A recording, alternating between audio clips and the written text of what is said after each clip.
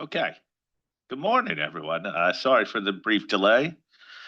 We are hooked up on Zoom and YouTube, so all of our thousands of followers on YouTube, welcome. To everyone in the room, welcome to you as well. And a really warm welcome to our four new board members, Nancy, Amara, Jayu, Mikiko. Great to have you on board and great to have the full complement here with us today. Um, you know, I think proven that you once an IAASB member, always an IAASB member. Welcome back, Julie, um, for what we hope is your valedictory in terms of approval of the fraud standard this week, which we all expect to occur.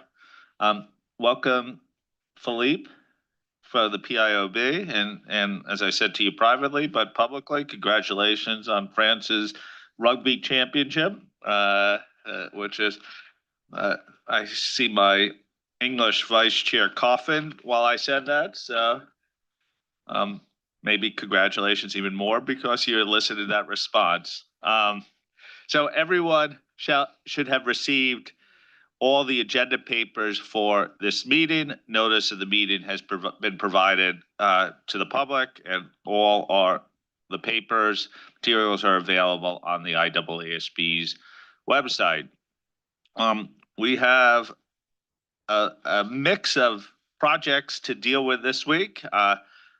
First, we're going to start with I said 240 revised fraud.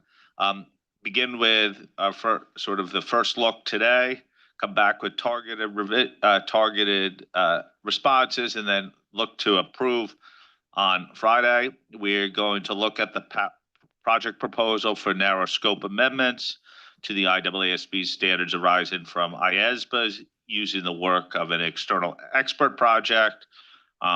There's going to be an ED and a proposed narrow scope amendment to our standards. As a result, we're going to go back to the technology gap analysis.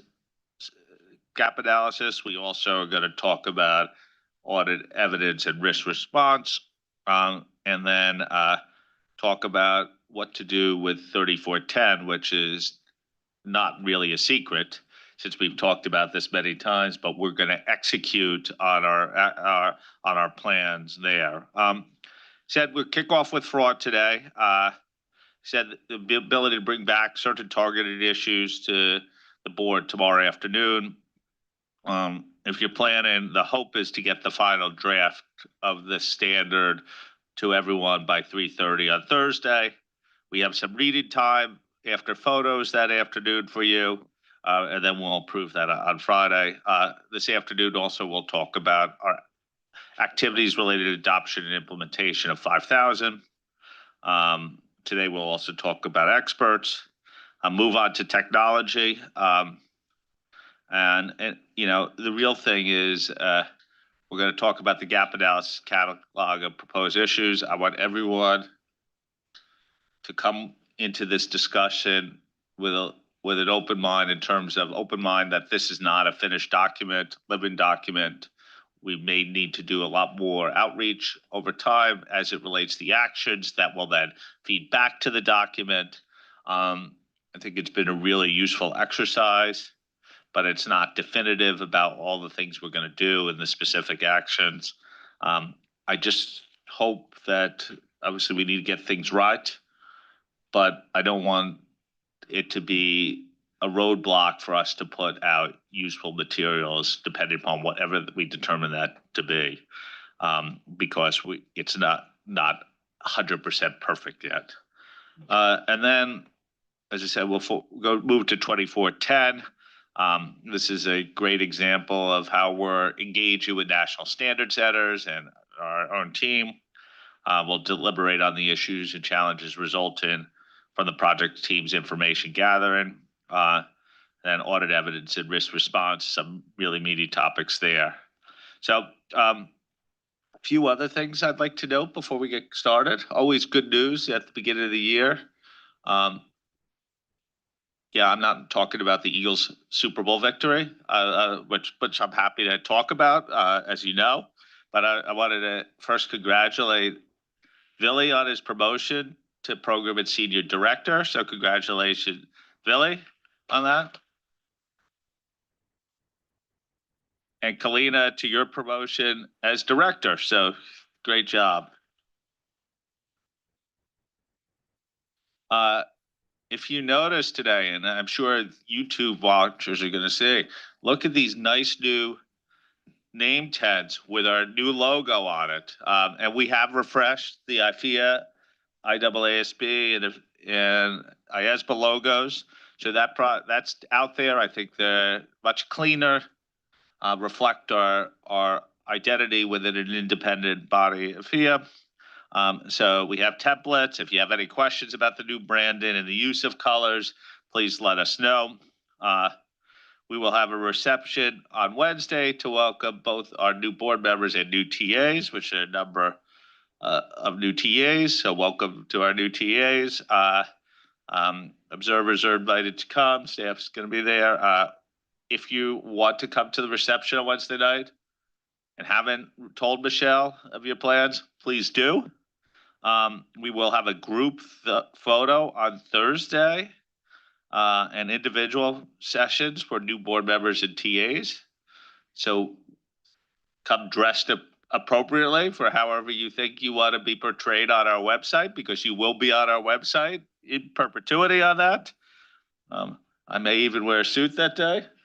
How about that? I'm managing the expectations. There's no expectation gap, or maybe there will be. And then just a reminder, so we have new board members here, but it's a good reminder for everyone. We have had a lot of offline comments, really helpful to the teams in preparing efficiently for this meeting. But if you have comments of substance, not of, I suggested in paragraph A32 that there should be a semicolon, but of substance, you need to put those on the public record. So please, and if there's ever a doubt, please speak up. And so that's where we are on sort of the admin side. Clearly, a lot has been done since we met last in December. Lots of preparation, so thank you to everyone involved in the meeting preps. One of the other things that we've done since our December meeting was the joint launch of our sustainability requirements with IAASB, and a significant amount of implementation material that's now on our website, including guidance materials, FAQs, videos, fact sheets, and the establishment of centralized content page, which we will continue to update. The post-comp exposure consultation and invitation comment on pie track 2 is out there. Comment period ends on the 27th of March. If you refer to agenda item 1, significant, almost really intense periods of outreach throughout the world. I've personally been to the Middle East and Europe. I've been speaking particularly to a wide range of practitioners and regulators, but that's not just me, but really intense period of interaction as well. So I'm not going to go through that all. It's on the record in agenda item 1. Just a reminder to continue to use our social media platforms, LinkedIn particularly, which has been a primary driver. We're approaching 32,000 followers on that right now. It's become our major tool for it. Please continue to amplify our materials and messages on that. So we still use X and YouTube. Let's go for we don't start any meeting without my favorite topic. And for the new board members, you know what my favorite topic is: minutes. Draft minutes for the December 2024 meeting have been posted. I believe we didn't get any do we have any comments on the minutes? A few? And have they been posted? Okay, so they've been adjusted. Does anyone want to have an objection to approving the minutes for the 2024 meeting? Could we approve it? Any objections to approving the minutes? People, approval, just say by voice. Who wants to approve the 24 minutes? Okay. Seems like that's approved without objection. So let's say we've already had a success. We're getting momentum built up for fraud. Julie, you see the theme going on here. Okay. So we're going to turn, any other comments before we turn to fraud? So Julie, thank you for sticking with us and joining us at the March meeting. I'm going to turn it over to you. Okay, thanks, Tom. And I like the spirit, the success. We're just going to keep building on that success theme throughout the week. And we are here to ultimately get this standard approved. It's echoey, isn't it? Do you hear the echo? Okay, I'll keep going. You mentioned in your intro comments, Tom, about the offline comments. So we have received offline comments from the majority, if not all, of the board members, and that's been extremely helpful in helping the task force progress the standard. Of course, we will discuss comments today in the plenary session, but the fact that we had the opportunity to have comments in advance has really helped us progress towards our approval on Friday. I'd also like to thank the task force and the staff team in progressing all of the work, in particular turning the standard after our task force meeting and dealing with a few other items that will come up in the course of our discussion today in the last few weeks. Maybe just a turn back the hands of time discussion for a couple of moments. If I could have the next slide. This project started back in 2020. It was even in COVID times. We started this project, and it started out as an information gathering project initially, with a discussion paper that went out to our stakeholders dealing not only with fraud, but also going concern. The two topics were included in that discussion paper. And as a result of that discussion paper and the richness of the comments that were received, the board undertook two separate projects, one with going concern and one with fraud. So at that point in time, they separated it into two separate projects. In 2021, that's when we approved the project proposal. Those of us that were there back then, you'll remember, that is quite a detailed and extensive project proposal, recognizing that this was a significant standard and any revision to the standard would have a fair amount of public interest, and it was also reflective of what we had heard in the discussion paper. Moving on to the exposure draft in moving on to 2022, where we had the exposure draft as well as some stakeholder outreach on a number of topics, but one in particular was the transparency aspect of what we were discussing as part of our project proposal. So that was undertaken in 2022. 2023, again, continued outreach and the approval of the exposure draft. We spent since then analyzing the comments and doing other outreach, and here we are today. So it's been a long journey. I've been along for the entire time of this journey, so I'm happy to be here and looking forward to the completion of the project this week. Next slide, please. So all of that time would mean we met quite a few times. So the task force met 26 times. We had 15 board discussions. I don't think does that include this one? I'm not sure. Anyway, 15 board discussions. We did receive 89 written responses to our exposure draft. So in a prior meeting, we would have shown the distribution of that, but we got quite a good distribution, not only geographically, but across our different stakeholders.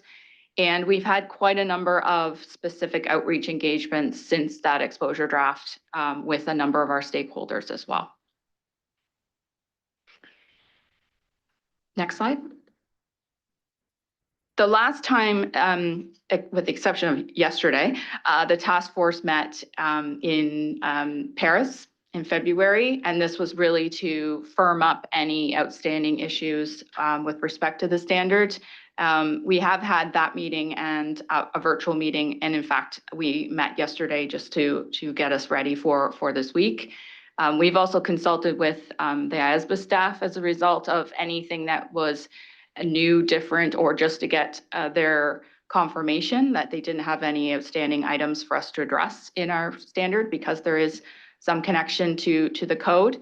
And as a result of the fact that professional skepticism was one of our key public interest issues as part of this project, we continue to consult and get the feedback from the professional skepticism consultation group. So that has happened since we would have been here in December, that should say December 2024, actually.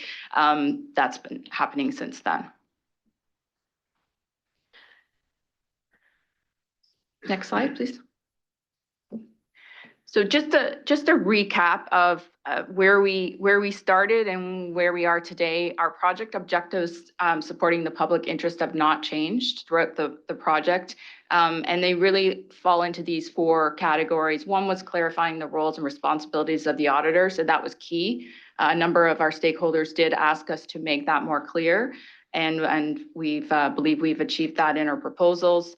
I mentioned professional skepticism. Obviously, in fraud, that is key, and ensuring that the auditor is reminded that they need to keep professional skepticism in mind and exercise that throughout the audit as it relates to fraud. Consistent behavior and facilitating effective responses to the risks identified, risk of material misstatement due to fraud was also important, and we have a section specifically in our standard. While it's some of it is what's there in extant standard, we have increased the robustness of some of those responses. And then lastly, transparency was important. Transparency not only in the auditor's report itself, but transparency in how we communicate with those charged with governance and ensuring that the entire ecosystem management, those sorts of governance, and the auditor are working hand in hand together. So just a reminder that those were the project objectives back in 2021 and still today. Next slide. So typically the period between posting and this board meeting would have been a somewhat quiet period, but it hasn't been. So we've got a number of, whether it's correspondence or other outreach that's been happening in the last couple of weeks. I just wanted to bring the board up to speed on a couple of items. One that's not on this slide, but it needs to be mentioned, is the SMPAG. So the SMPAG did reach out. They read our papers. They're interested in the project. They did reach out on really, it's one matter, and it has kind of two sub bullets to that matter. And the matter is with respect to how the proposals were dealing with the risk of management override of controls. I think that they, like others, you'll hear in the course of our discussion today, wanted to revert back to something that looked like what we had in the exposure draft. Again, as I said, we'll get into the discussion of that detail later. But they did mention that in their notes, as well as the extent to which the conforming and consequential amendments had made changes. They had raised that as a concern and something that they wanted us to take a look at. That also then falls into the category here that's on the slide around risk of management override controls. We've also had particular outreach with a number of former firm members on this item in particular, just making sure that we were not breaking a link that they felt was extremely important, and the task force in fact feels it's important, which is that link between fraud risk being a significant risk in all cases. And so a number of conversations happening around that topic, as well as I think was highlighted essentially through some of our conforming and consequential amendments, just that link being broken was going to cause some concern. So I mentioned that now.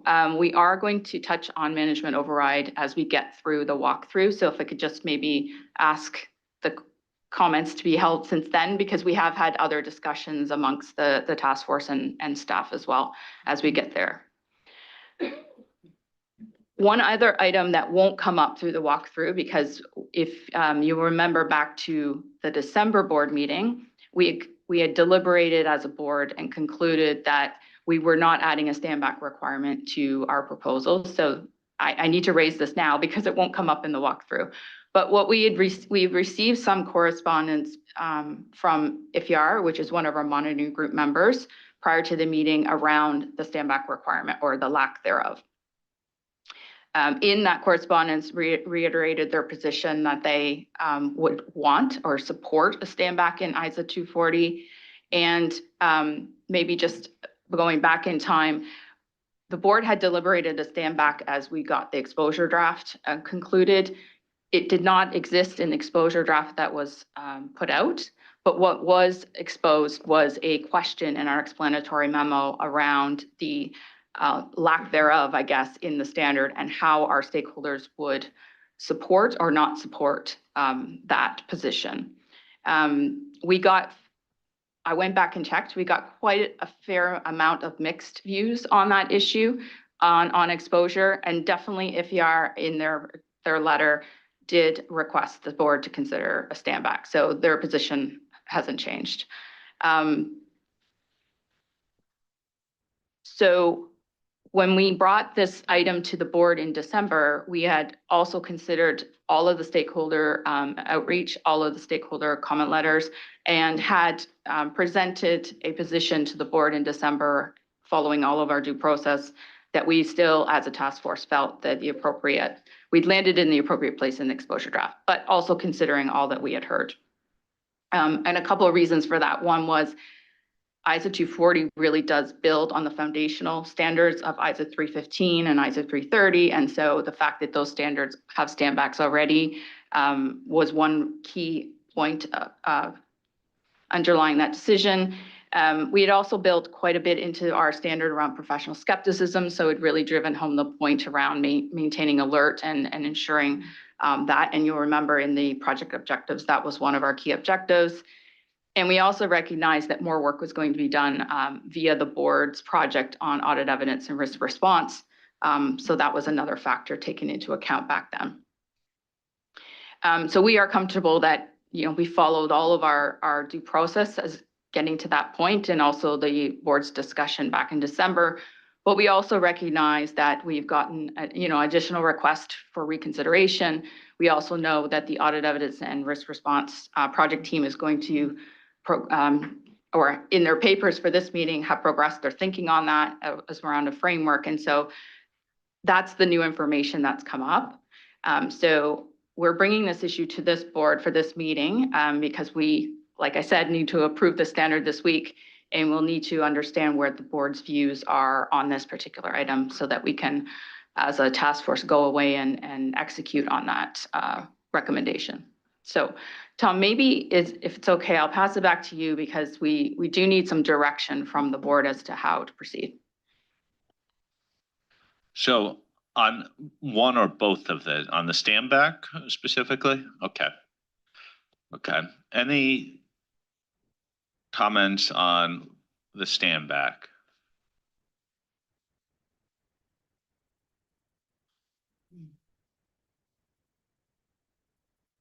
Ado, I saw you itching, and let's just say that Ado has been consistent on this point throughout the project about how important having an explicit standback would be. Yes, thank you, Tom. And I'm fully in favor of incorporating a standback. I would also want to say that in agenda item 7 on risk and response, where the project team reflects on standbacks and how to provide a framework for where to put the standbacks and whether or not subject matter standbacks would be appropriate, I think fraud would fit into that mold very nicely. So I think it would be also consistent with the thinking of the project team at that time. So I think it all, so I'm entirely in favor. Thank you. Any other comments on this?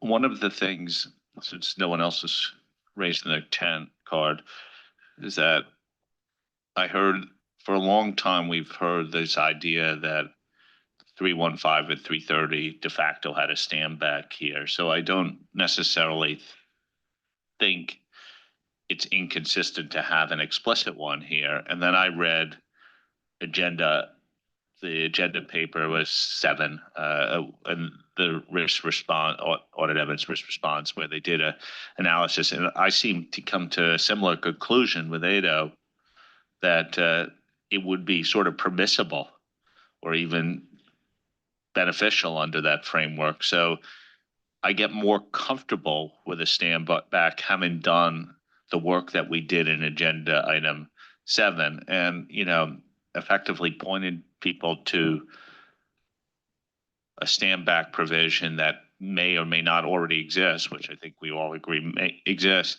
is not dissimilar to what we did on double materiality on 5,000, which we point to the framework, but we just wanted to give another level of emphasis here. So I get much more comfortable with this concept, but I don't want to preclude others from coming in. I was really just trying to elicit more comment. Greg? Thanks, Tom, and morning, everyone. I guess I just want to reinforce that the board has thought carefully about this to get to the current position. That's not to say we shouldn't reconsider. In fact, I think we should reconsider because we've had someone, an important stakeholder, request us to reconsider. So, but in terms of the substance of the issue, I think we do have a lot of standbacks already. We've had, I think, concern expressed to us from our stakeholders about that. The board's agreed to holistically look at this, and that's already been mentioned. But why do we have them and where should we have them? I think work has started, but actually we're not there yet. So that's going to take us probably a meeting or two to get to a position of having a framework to think about standbacks and where should they be. Ado, your gut feel is you think it'll fit. I would say it's early days. It's hard to tell, and we've got some criteria, but really, did I justify? Is it a fresh look, or is it a sort of a, taking stock and sort of trying to fit with what we already have to some extent, those criteria? Anyway, we'll talk about that a bit later in the week. I think it's also been mentioned professional skepticism is linked with this, and I think we've strengthened in the draft ED, we've strengthened the requirements around that for the auditor to think about the evidence they're gathering and be skeptical throughout the audit process. So I think that infers that the auditor will be in a reflective mode at some point in that journey towards the end of the audit, thinking back. So I think in substance, there's good reasons why we don't need a standback. And in terms of due process, I think Julie mentioned this. I think we've been meticulous in following the due process on this. We've carefully considered the pros and cons. The explanatory memorandum explained this issue. There was a question. We got a lot of feedback. It was a bit mixed, but I think overall, the majority was with the board to continue to not have a standback.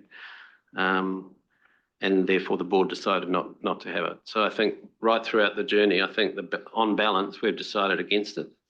So I guess I just wanted to remind the board a little bit of that journey. So I think you could argue it may not cost us too much to put it in, but I think we should think carefully about changing our mind at this point. Ellie? Thank you, Tom, and good morning, everyone. I think Julie's request to the board is very important. We need all board members to weigh in on this because the first thing I want to say is this is nothing new. Remember, our consultation process continues even after ED, and we've seen that in many places. Obviously, our public exposure is a key component, and that is part of what feeds into the final standard. But we've had many instances in the recent times. You will remember the IAASB issue that was raised around the ISA 5000, one of the aspects in ISA 5000. Julie made mention of the Forum of Firms raising with us the issue of management override of controls. The SMP AG provides us with feedback for every meeting. We have sometimes, for example, on a going concern project, specific input that we get from users that are presented to the board. So the first thing I want to say is what's happening now is nothing strange. It happens. It's part of our process. And to Greg's point, you know, if it comes up, it behooves this board to look at it and consider it. And like Greg has said, to weigh it. And you know, for me, when I looked at this, when this came up, for me, what I did is, I'm not a board member, so I don't need to make this decision. But for me, what I did is I went back to the public interest framework, because for me, in the end, that is the purpose of the public interest framework, is that when we have an issue that comes up, how do we resolve that issue? And so what I'll do is I'll just share some of the views. So when I went back to the qualitative standard setting characteristics, the ones that resonated with me in terms of this issue that have come up is the first one, and it cuts both ways. Remember, the whole point is balancing the different views. So the first one that comes up to mind in the qualitative standard setting characteristic is the characteristic of coherence, to have coherence over the overall body of standards. So we could argue that if we look at the feedback that we got even on exposure draft, and that has now been reconfirmed by the issue that has been raised now, that was an issue that was specifically asked for, that if we include the standback, it will improve the coherence across the overall body of standard. In actual fact, if you are in their letter said, fraud is actually the perfect standard to do this. The counter argument to that, again, around coherence is, would a proliferation of standback requirements actually work against the coherence across the body of standards? So that's something we need to weigh. The other point is the one about proportionality. You know, would including a standback be a proportionate response, proportionate in terms of effort versus value? It's another requirement. It's a performance. It leads to documentation. However, the counter argument to that is maybe it is a proportional response because of the topic of fraud, because it is fraud that we are looking at, and you're looking at, you really want to drive that behavior of auditors having a look at the risk of material misstatement due to fraud and the audit evidence that was obtained. Then there's the characteristics about comprehensiveness and clarity. You know, having the standback requirement would contribute to comprehensiveness in terms of that there will be a fewer chance of exceptions, there will be fewer chance of different interpretations. You drive the behavior that everybody looks at it the same, comes to a conclusion based on that requirement. The counter to that is the foundation standards. Are the foundation standards already enough regarding when you look at the risk of material misstatement? That 330 addresses that. But it's in the context of that, what do we think weighs heavier in terms of comprehensiveness and clarity? And then the last one that stood out for me is enforceability. Now, clearly, the concern that IFIA raises is from an enforceability point of view. So I thought I will just, like I said, I'm not a board member, but I thought I will just put that out there because we do need board members to weigh in on this. And that was the reason for the PIF, is to try and help us solve these issues. Nancy. Thank you, Tom. Yes, the intervention has been most helpful. So hearing Ado as well as Greg posing the two arguments, I guess in my mind, ultimately, what do we want people to do? We do want people to take that stand back position, don't we? So then the question becomes, if we leave it with 315 and 330, is that enough? Do we really need to have an explicit mention? And the question becomes the proliferation that Greg was underscoring. So from my perspective, and Willie, your intervention is helpful too, it is a subject matter specific case that fits well in my mind. And then number two, if we don't make it explicit, do we run the risk that some people might miss it and not do that stand back? So it's one of those rare cases that maybe that overrides that proliferation concern. So as I'm hearing the discussion, I'm now tilting towards making it explicit. Thank you. Neil? Thank you, Tom. Good morning, everyone. I mean, I think when I think about it, Tom, this is a topic that was exposed. It's been thoroughly discussed, and as a board, we reached the conclusion. And ADO's kept us honest in this process as well, raising it on a number of occasions. So my sense coming into this discussion was that the standback wasn't necessary. It is exposed, considered, discussed, and concluded on. Looked at agenda item number 7. It would have been great if agenda item number 7 was first. We got a sense as to where the board was in terms of all of the pieces. Greg raises the piece that there's still more discussion to be had around all the different standbacks, and perhaps it's something that we look at once we reach a resolution on dealing with all standbacks as to how this needs to be dealt with in 240. Anyone else? I'd really like to hear from people either on the task force or not. Wendy? Thanks, Tom. I am on the task force and I have listened to what everybody has said. But I do think in terms of due process and in listening to what Billy said, that we have to take the opportunity to look at it and listen and then determine whether or not the decision that we made before still stands, or, you know, that we have the opportunity to make a change that on balance might be a better answer. I'm not saying I've come down on either side. I'm just saying the evaluation is important, and we should do that. Christel? Thank you, Tom.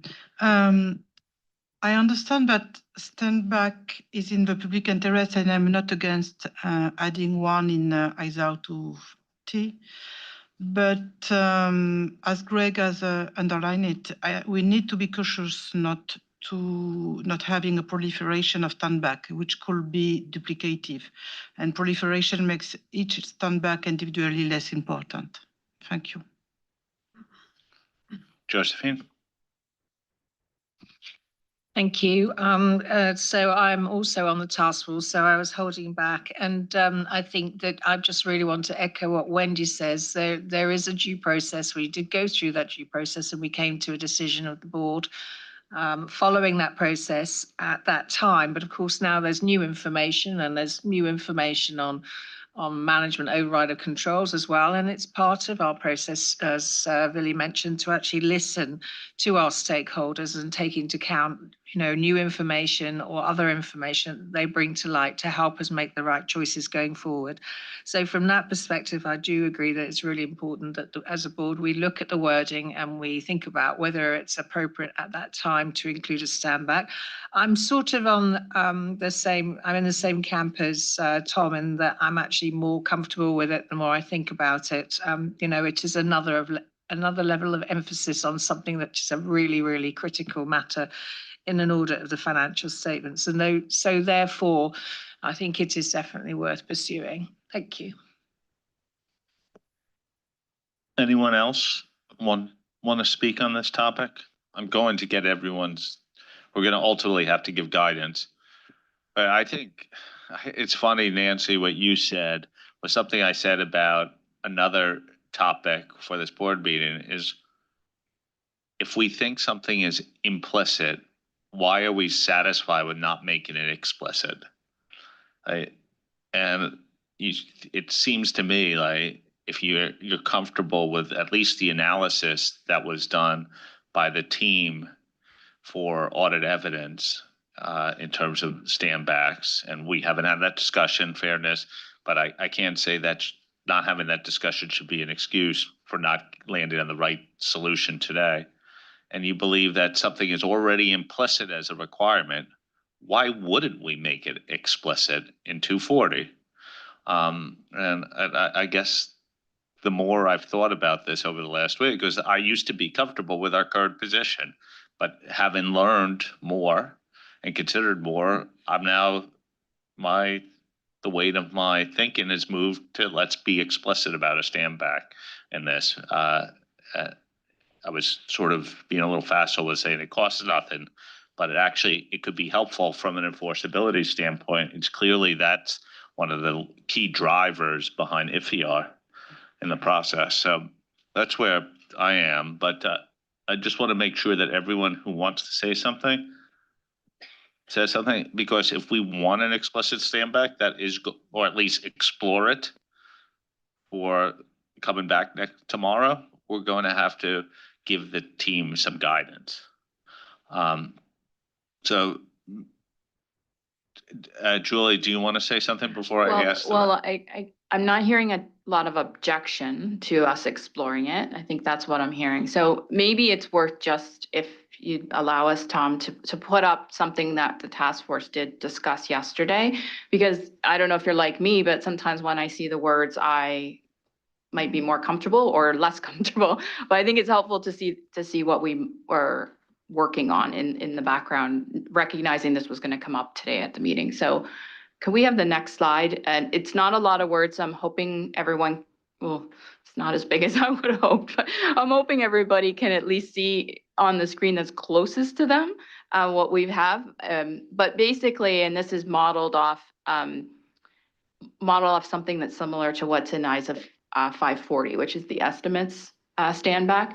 And it ties back to 330 because we felt that was the appropriate place to tie this to. So it's in applying ISA 330. The auditor shall evaluate based on the audit procedures performed and the audit evidence obtained, whether, and then little a is the assessments of the risks of material misstatement due to fraud remain appropriate. So that's the reconfirmation that you've got your ROMs due to fraud in the right place and that your assessments are right. And then two, tying to the audit evidence piece. So sufficient appropriate audit evidence has been obtained in response to those assessed risks of material misstatement due to fraud. So that was what we were working on in the background in preparation for this conversation.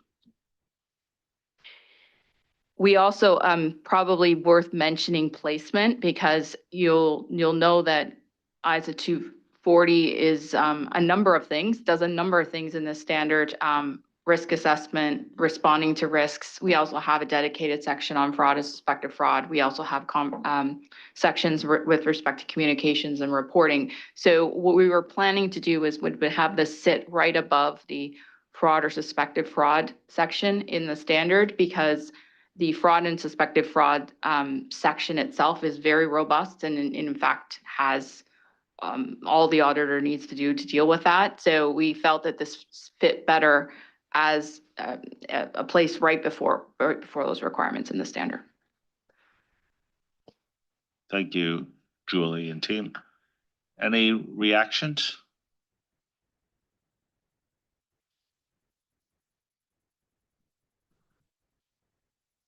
Do people want to reflect a little bit more?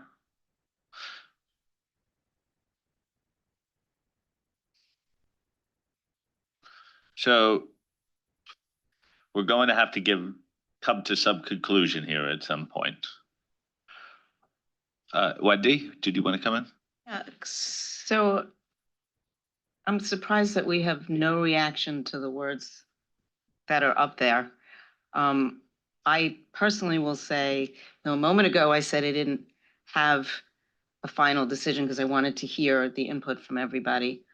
I'm not opposed to this. I think this is simple. I think it doesn't run us down the path of, okay, now let's think about what else the performance needs to be related to the standard. I think it takes the implicit and makes it explicit. And so the words, and so I'd be on the task force. I'd also like to hear what the rest of the board thinks about these words. Neil. I mean, Tom, since I shared a view that was, the standback may not be required, certainly couldn't work with these words. It hooks on 330 that exists already. I'd be comfortable for this approach. Nancy. I wasn't sure whether we're supposed to speak up or just leave it with the task force to take away. But if I were to look at that, that looks fine to me, and I think it's a good way to continue to explore by the task force. So that's good with me.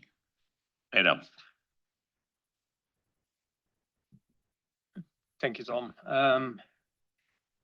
I'll think a bit longer about the words. I don't have the recommendation I put before the task force previously, so I want to reflect on that. But it doesn't offend me. And I was just wondering about the location, Julie. You said do it before the auditors work on actual or suspected fraud. And I know that standard, of course, is iterative and all of that, but intuitively, I want the auditor to have done the work on suspected or actual frauds before the standback, because that is relevant information that needs to be brought into the standback. Is what have we actually seen in the audit? Is there behavior that I now need to reflect on differently? How did management deal with suspected or actual fraud? So I would suggest, based on a quick read, to do it after that paragraph, and that would be then just before auditor unable to continue the engagement. As a suggestion. Thank you. Bill? Just so I say something and not sit silent. I'm hearing what everyone said, and I must admit, we generally don't like going back on decisions, but I think that's been the flavour through a lot of the standards we've set, and I don't have a problem at all going back on decisions if we get it to the right decision. So, in short, I'm supportive of the standback. I'm supportive of what Edo just said about leaving it as late in the process as possible. So, and those words satisfy me as well. So, proceed accordingly.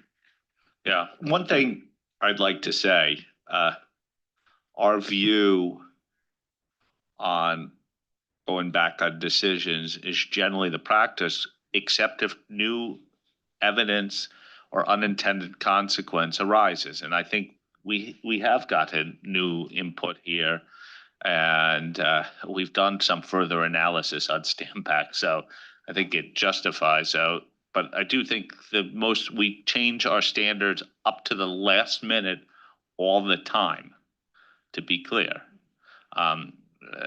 Josephine. No, absolutely. I agree with that. And I was just thinking about, it's funny, Julie's memory is maybe different from mine in 5,000 with very, very, very deep technical issues being done last minute. And it does happen. I feel like it always happens with standard setting, particularly in the final throws. The only thing I would just say, and I didn't want to get too technical, but Ado and Bill, the fraud or suspected fraud that you've identified does have its own standback already, and it then takes you through whether, it hits you into the 700 series. So what we as a, I don't want to take Madam Chair's role here, but as a task force, we can look at it. But I think actually in support of staff here, I think they actually get it in the right place. But just, noodle over that. We've got the week to work it out, and that'll help. Thank you. Okay. I think based upon the mood of the conversation, people are sympathetic. There may be some thoughts about placement here, but the task force could consider that, maybe even noodle on that a little bit. Does anyone have a fundamental objection for proceeding with the standback? Is it a fatal flaw in anyone's mind? Okay, so I think with that, the task force has some support for moving ahead with this. You're going to consider placements, consider language. Obviously, people will have the ability to bring back issues. Maybe we give a moment when we bring back topics tomorrow, that this could be a topic if anyone has some great thoughts on. That works, and it should be a short read for this particular one. So I would think we could bring this back tomorrow in our targeted issues, Tom, and get your sense once you've reflected on this conversation. Yeah, I think key for me in this entire issue, and I'm not a board member anymore, but I'll say key for me would be one, that we're transparent about this process, and we've discussed that we did follow due process, but up until the last minute, we approved the standard. We have these discussions, so I think that's been covered. And then two, that we are writing it in a way that it's clear for the auditor on how to execute it, because recognizing that we have gotten feedback on other standbacks that it can be unclear in some cases. And so I think one is making sure that the language you use is clear and we don't send the auditor into an endless loop of performing the standbacks. I will just say one more thing and then we'll get off this topic. We were not planning application material. There is application material that talks about this in 330. We would include a footnote to that and we wouldn't have our own application material in 240. I think that covers this issue. Thank you for that time and direction. And now we'll proceed. And on that other slide, I did have management override of controls, but I mentioned we'll get to that when we get to that topic in the standard itself. And Isabel will walk us through the various discussions we've had on that topic. So with that, I think we'd start the walkthrough, Tom, if that's okay. And I'm going to turn it over to Angelo. Thank you, Julie. Good morning, everybody. Okay, next slide, please, Michelle. Okay, so what our plan now is we're gonna take this group requirements and we're also gonna take the application material at the same time. So what you're gonna see in these slides, just kind of like give you an orientation on how we've structured this. We've got a general question that you're gonna see on every slide that relates to the paragraphs in question. Where we had a specific question in the issues paper, we've also listed that on the slide. And incidentally, you see that on this slide, and it's dealing with the clarification that was proposed by the Fraud Task Force on the interaction between ISA 240 and 250. Before we get into the discussion, I just wanted to provide a little bit of context here to kind of drive the discussion. Recall that paragraph 14 in the proposed standard draws a connection between fraud and NOCLAR, non-compliance with laws and regs. I'm just going to say NOCLAR for short. So there is this connection that's been drawn. Certainly, the task force has heard that that our readers and our users of this standard would benefit from additional clarification on how these two standards interact. When do you apply these requirements and when do you apply these? So that's all been explained in the issues paper. So I'm not going to regurgitate a lot of that. What you see in terms of the changes in the application material is to hash out that point in terms of, in some cases, depending on what the fraud or suspected fraud is, some requirements in ISO 240 are going to apply, others may not. And at the same time, some may apply in 250, others may not. The auditor will need to look at the situation and determine which ones apply. So I know we received offline comments. I won't preempt any of those. So maybe this is a good place to kind of open it up, and then we'll tell you a little bit about how we considered some of your comments. Thank you. Okay. So back one, yeah. Paragraphs 1 through 15 back. There. Perfect. 1 through 15 and related application material. Christelle. Thank you. It's about paragraph 14, regarding the proposed alignment between ISA 240 revised and ISA 250. I'm supportive of the changes. The scope of non-compliance with laws and regulations in ISA 250 differs from the scope of fraud in ISA 240 revised, particularly with respect to third-party frauds. ISA 250 explicitly excludes third-party frauds from its scope as defined in paragraph 12, which covers acts committed by the entity who's charged with governance management or the individuals working for or under the direction of the entity. An example in application 15A could be added to cover the case of third-party fraud that triggers the requirement in ISA 240, but not in ISA 250. Thank you. Neil.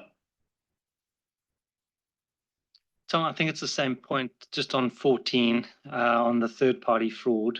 So we discussed it in the December meeting and I agreed with that all fraud was NOCLAR. That third party fraud obviously brings in an element where it may not be governance management, etc., and therefore not a NOCLAR. I don't propose changing the requirement, but I do think that the application material in A15 has introduced an example of showing how it could be a NOCLAR when it shows a breach by the entity. I think we could also provide the alternative that it isn't, because there was no collusion by the entity's management. So it would just be a clarification to the application material, and I've shared some wording with the task force to consider.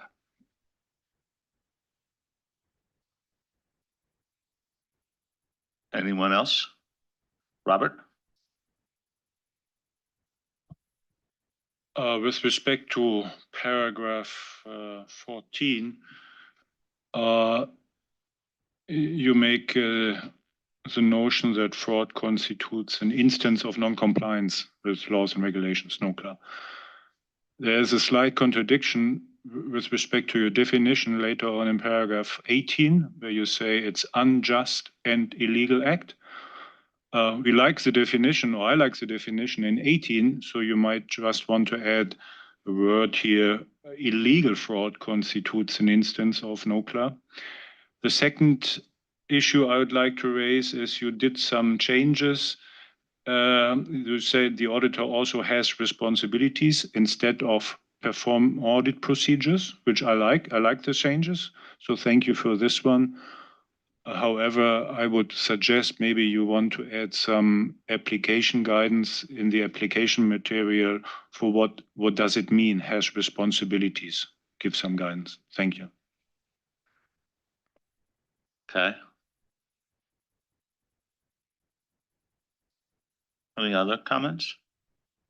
Angela? Yeah, and thank you very much for those comments.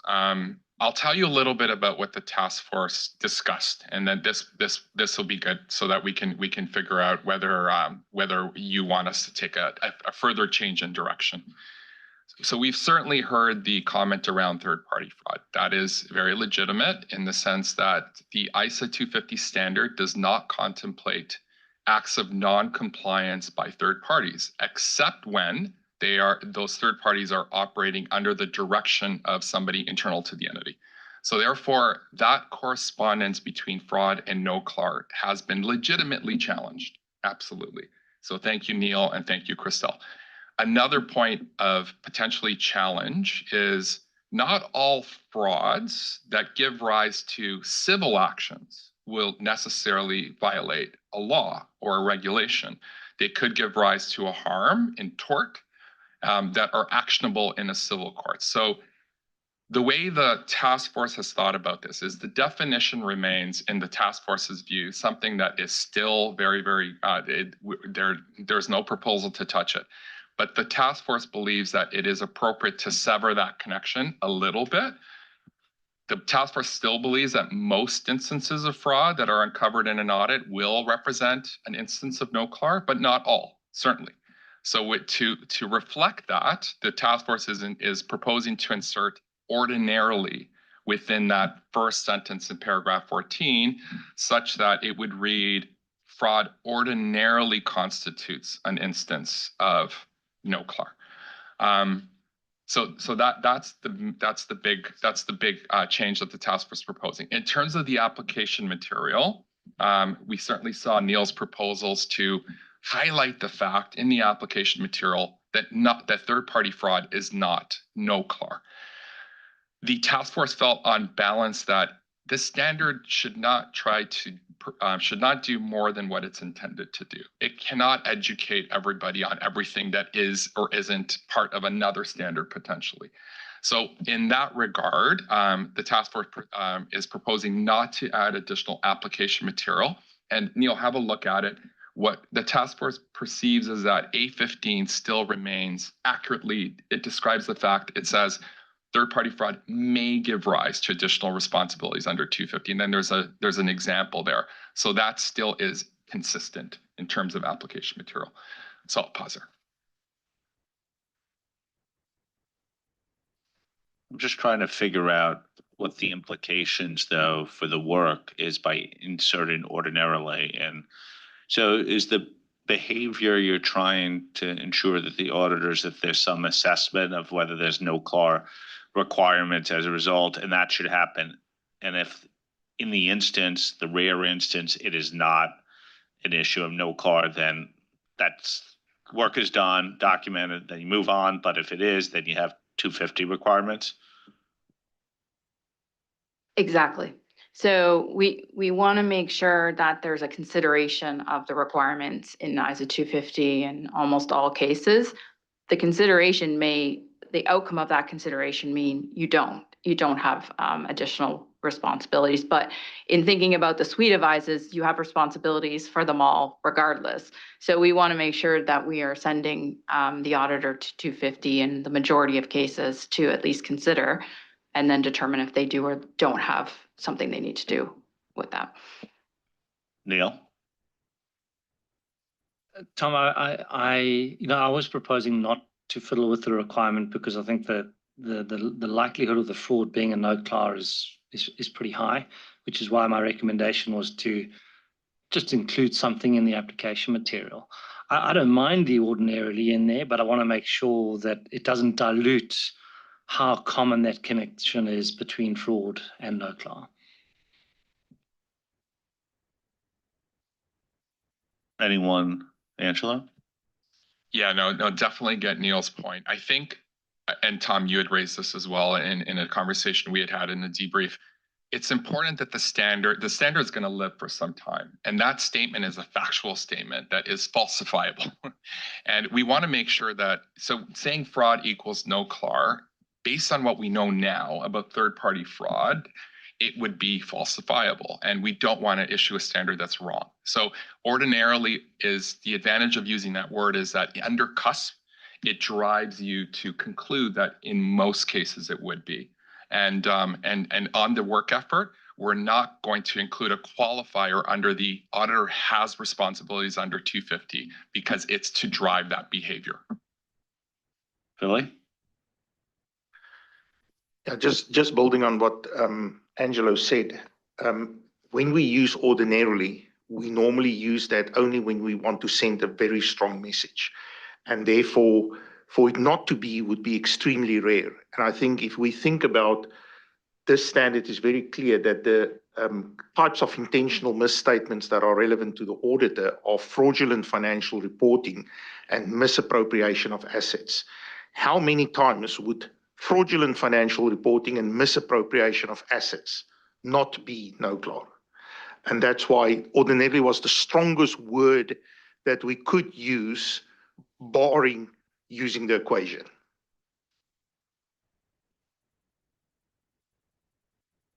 Any other reactions? Ada? I'm comfortable with ordinarily. Ordinarily is used by us, meaning pretty much always, and you really need to have good reasons when it's not. So I think that's a sufficiently strong threshold to be inserted there. The reason I asked the question I had is I had a slight concern about the definitive statement in 14 because it didn't quite match our definition of fraud. And so I'm more interested in the actual work effort because that's the process we're going to try to drive. And clearly I would assume that this whole discussion would be captured in our basis for conclusions, which would be also really important because it's more important for us to get the behavior right.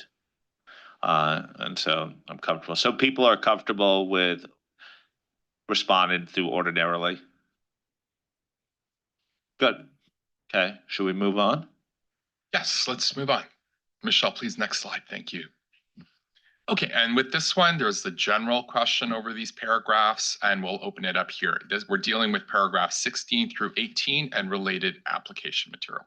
Thanks, Tom. Okay, 16 through 18, related application material.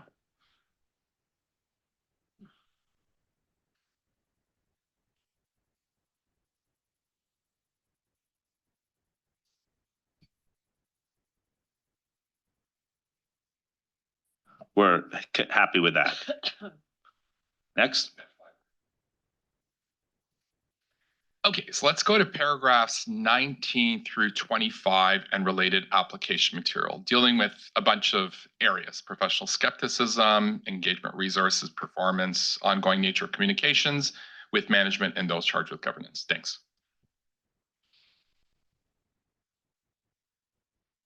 Professional skepticism, engagement resources, etc. 19 through 25 related application material.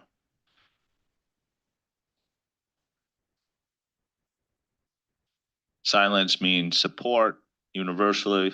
Okay. We'll continue. I believe that's to my esteemed colleague Isabel. Yeah, so we're starting the risk assessment procedures and related activities section of the standard. You will have seen all the changes that we've made. They were explained mainly in the paper 2A, I want to say, the significant change table. I just want to point out one changes that we made on the whistleblower program. So the task force heard the comments from the December meeting. We reinstated the word whistleblower in the requirement, but also kept the other program to report fraud, just to make sure that that requirement was not going to be dismissed too quickly by auditor if the entity's program was not named whistleblower. So we kind of have both in the requirement, and then we made the change also in the related application material. So we have all the paragraphs number on the slide. You will see that paragraph 36 is not listed. The changes that we've made to paragraph 36 were because of the analysis we've done on management of right of control. So let's hold on that discussion until we have the broader discussion on management of right of control. So let's deal with paragraph 26 to 35 and 37 and the related application material. Okay. 26 through 35 and 37. Mikiko. Thank you. So I have a comment on the whistleblower program. That is what I made an offline comment as well. And because I believe one of the greatest, because this whistleblower program, I believe it's one of the greatest revision that you made so far, yeah, in the past board meetings. And so I'd like to discuss how we can leverage this further, especially considering this is the first time for ISER to include the understanding of whistleblowers as a requirement, not in application materials. So as we all know, any perfect-looking whistleblower program doesn't guarantee its program that looks like best practice, but doesn't work. So in other words, I think the management override can happen for whistleblower programs. So that's why we need to guide auditors to survey to see through the effectiveness of the program if we require it in the standard. So I think in the application material, 74, mentions ineffectiveness, which is fine, but the most important factor to see the effectiveness of the whistleblower program is missing, I believe. So which is protection of whistleblowers, especially from retaliation. So this is a frequent way for investors and stakeholders to evaluate the effectiveness of the program. As we can see in major disclosure standards such as GRI, ESRS, and also metrics used by major rating agencies, which also reflect investors' view. So I think even though we this requirement to understand the whistleblower program is not applicable to all the entities, I still believe it's important to have this in mind to avoid the situation where auditors improperly understand the program, and also to help auditors to see through the effectiveness. So given the law and regulation vary among countries, I would appreciate if the task force could consider adding something about the protection of whistleblowers in application material, for example, in A74. Thank you. Thank you. Vishal.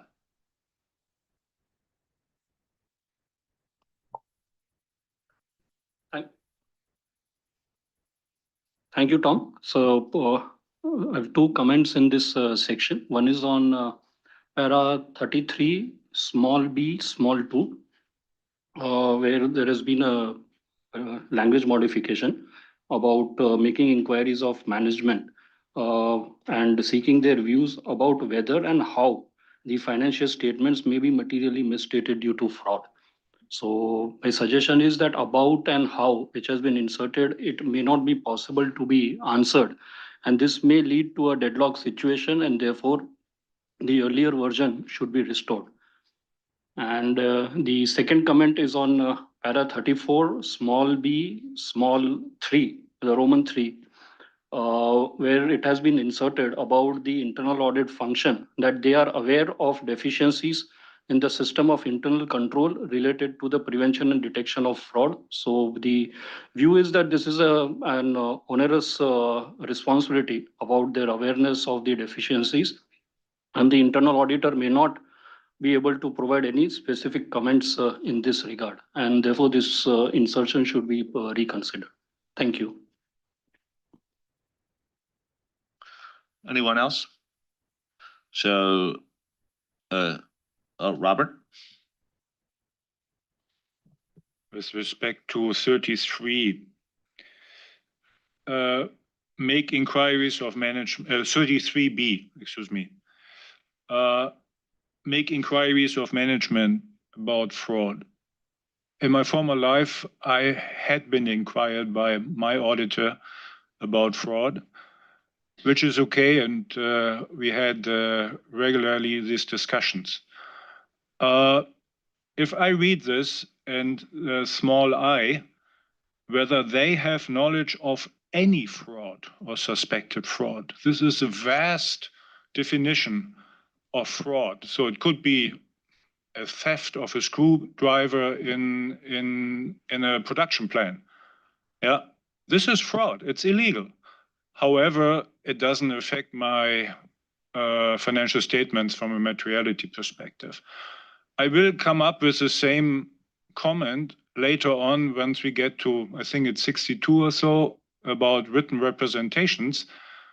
I think it's rather unrealistic that management will give written representations about any fraud which is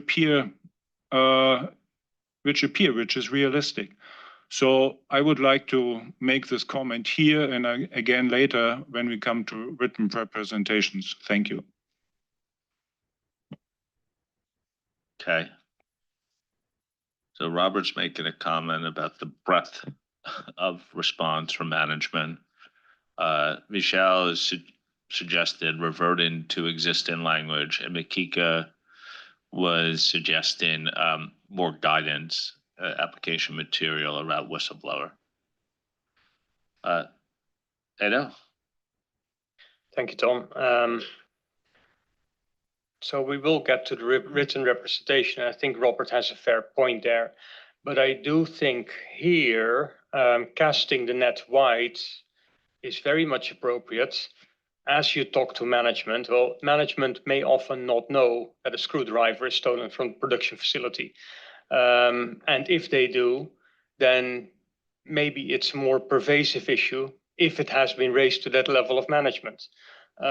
So at this point in time, as you inquire, as you discuss with management, are you aware of anything? You want to know everything, because that is part of your risk assessment procedures. And I also don't think it is inappropriate to ask management, well, so about fraud, so, and that you go into a hypothetical scenario of how this could be perpetrated, which is the B2. So I'm actually supportive of the changes that the task force made to these paragraphs, and I think they are appropriate here. Thank you.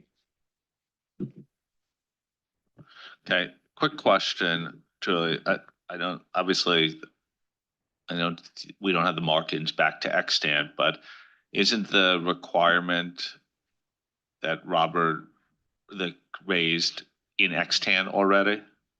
Yes, unfortunately, my internet has decided to fail me right this moment, but yes, I believe it's from extant. Okay. And it's their knowledge, right? So it's not, come up with the scenarios where it might happen, but it's what you are actually knowledgeable about.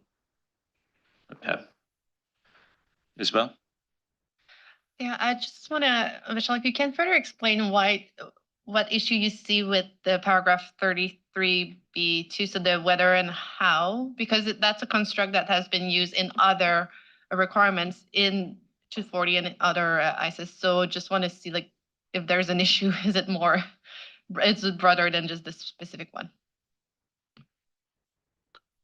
No, so the thought was that when you're making inquiries of the management and other individuals, their views about how the financial statements may be materially misstated, there can be a deadlock or a conflict between the understanding of their fraud between the auditors and the management. And that is where I feel that earlier that their views on about whether they would be material misstated or not, that is a bit generic. And when we say how, that becomes more specific, and there might be some I would say disagreement between the management and the auditor. So that was the concern.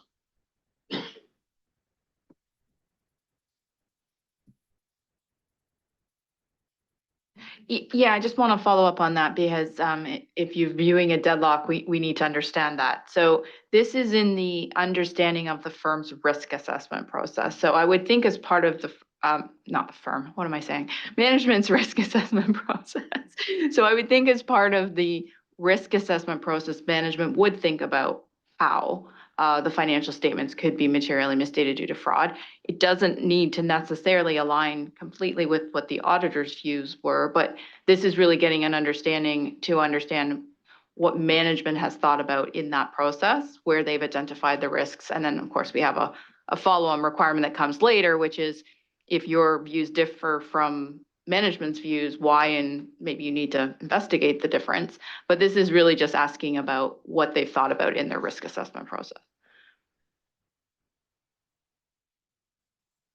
So maybe to add to that, so what we've did with all these inquiries, so we've compared all of them, like for management, those charged with governance and internal audit, and based on that, we where we thought it was needed, we aligned them with each other, or we added. So for example, the one on 34B 2, we added that one based on, because we thought it makes sense as well to ask internal audit the same question. Because we got offline comments after the board meeting in December, where it sometimes was questioned. So that's why we did this analysis. Nancy? Thank you, Tom. So my comments very brief. I'm with Ado in terms of the thinking, so I need not repeat what he said. Just maybe one additional point. If I put myself in the shoes of those charged with governance, I don't mind those questions being asked without, setting a threshold. I think it's healthy to have that. Okay.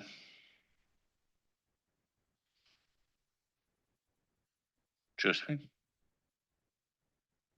I just wanted to support Julie, of course, in how she was explaining it. And one of the important aspects of this is that they are coming to that view in order to put in place their prevent and detect controls.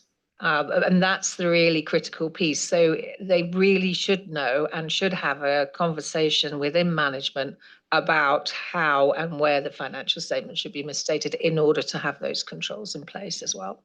Thank you. Robert? Yes, I have the same opinion. I think we just discussed 34B III, or which was a comment made by Vishal also. If fraud happened in a company, first management is asking why, and why did it happen, and what did our internal functions, including internal audit, know about it. So I think this new inserted language in III, if internal audit had been aware of deficiencies, is correct, or I don't have any reason to object this one. Yeah, this is real life in at least in my jurisdiction in corporates. Okay. Michelle, anything you want to add?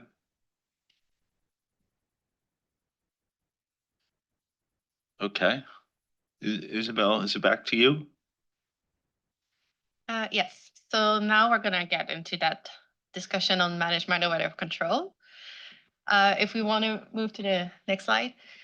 So we have discussed management of control before in September and in December.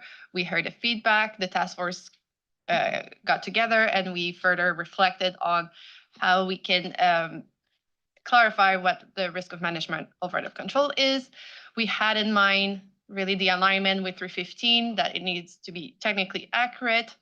So that was all in taking into consideration in the task force discussion in January, February. January, February, didn't have another meeting in March. So we came up with a proposal of removing the link to significant risk. The only reason we did that is because we heard the feedback that management of control should be financial statement level, and that when following 315, we were under the impression that those financial statement level risk does not exist as a significant or cannot be assessed as significant. So we removed that link, but we didn't want to diminish the work effort. So we also inserted or proposed a number of conforming and consequential amendments to make sure that the work effort remained the same. We posted that at the end of February, and then we heard some feedback. We got some comments, not just only from board members, but also external stakeholders reached out to us asking how we came up with that conclusion. So that triggered the team, the staff team, the task force member to look at it again, do some further research, and to also consult with previous task force member from 315, just to ensure like what was 315 meant to be, and came to the conclusion that the definition of significant risk that is included in 315, there's two parts, and the second part, which tells you that another ISIS can indicate that is a significant risk, would also include financial statement. So there was a little, you'll see also in the confirming amendment, we're changing that footnote because it was maybe incorrectly pointing out to only revenue recognition in extend in 315, which is an assertion level risk, but it needs to be broader than that. So we're making that correction now. So with all that new information, we went back together as a task force and thought about, okay, what does that mean? So here's what we're proposing, and that you'll see in the updated draft that we're going to circulate later this week. So we are reinstating the link between risk of management of control and significant risk. So it will remain a financial statement level risk, but it will also be treated as significant risk. With that reinstatement, there's some other impact to different paragraphs. So paragraph 36, which was modified because we wanted to make sure the auditor identifies and evaluate the controls or management override. We had made that change. Now that significant risk is reinstated, we don't need that change. So paragraph 36 will revert back to what it was in December. That means that this paragraph will be aligned with 315. It will be at the assertion level. It's all aligned with the fraud lens to it. We also changing paragraph 39B to make it a little bit broader and removing the assertion level. So 39B, which says that risk of material misstatements due to fraud are treated as significant risk, will now incorporate all risk of material misstatements due to fraud, financial statement level and assertion level. And when we say financial statement level, it's all financial statement, not just management of control. If the team identifies other financial statement level risk due to fraud, they will be significant. We also reverting on the conforming and consequential amendments that were introduced because of that breakage of links with significant risk. So those will go away. The one thing I want to mention that we're not going to change or we're not proposing to change is paragraph 40. So we had made some changes that clarifies that first management override is a financial statement level risk, and then the auditor needs to determine if it affects a certain level. This we're suggesting to keep. And the reason why is that that was the main concern from respondent from ED, to clarify what's that risk? Is it financial statement or assertion level? So we believe that that is still appropriate to be there. It's responding to feedback, and that's actually what triggered the whole discussion back in September. So keeping that in response to ED comments. So we need to make sure that the board is comfortable with that paragraph 40 to keep as posted in at the end of February. So that those are the main changes. So with that, I'd like to pass it back to you, Tom, for comments on that topic. Okay, so basically, if you were looking at agenda paper, was it 2B, with the exception of paragraph 40, you'd see a lot of the red ink go away. And the sense of the having spoken to the commentators who've given you the feedback that you've received quite happily since end of February when this posted, this would resolve those issues. Okay, and 40, you'd still see the red line in paragraph 40. Julie? Can I just ask, so paragraph 40 would be really important to hear from the board if, as you just said, that we would not revert those changes, and we would be able to, I think, provide this in order to have a discussion tomorrow if there were any concerns about what Isabel just walked us through. Okay, I think the big thing is let's clear, we'll get to paragraph 40, but are people generally happy with the direction here? So Neil, you're coming in on this point? Yeah.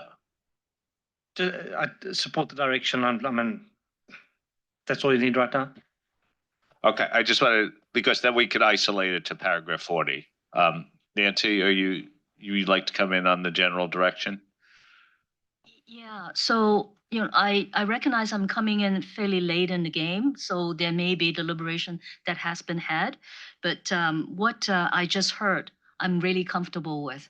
So ultimately, my starting point is the level of effort. So I'm happy to hear that the level of effort, of work effort, is not going to change. I think that's really important, and that speaks to the public interest. And I think that's a really critical point.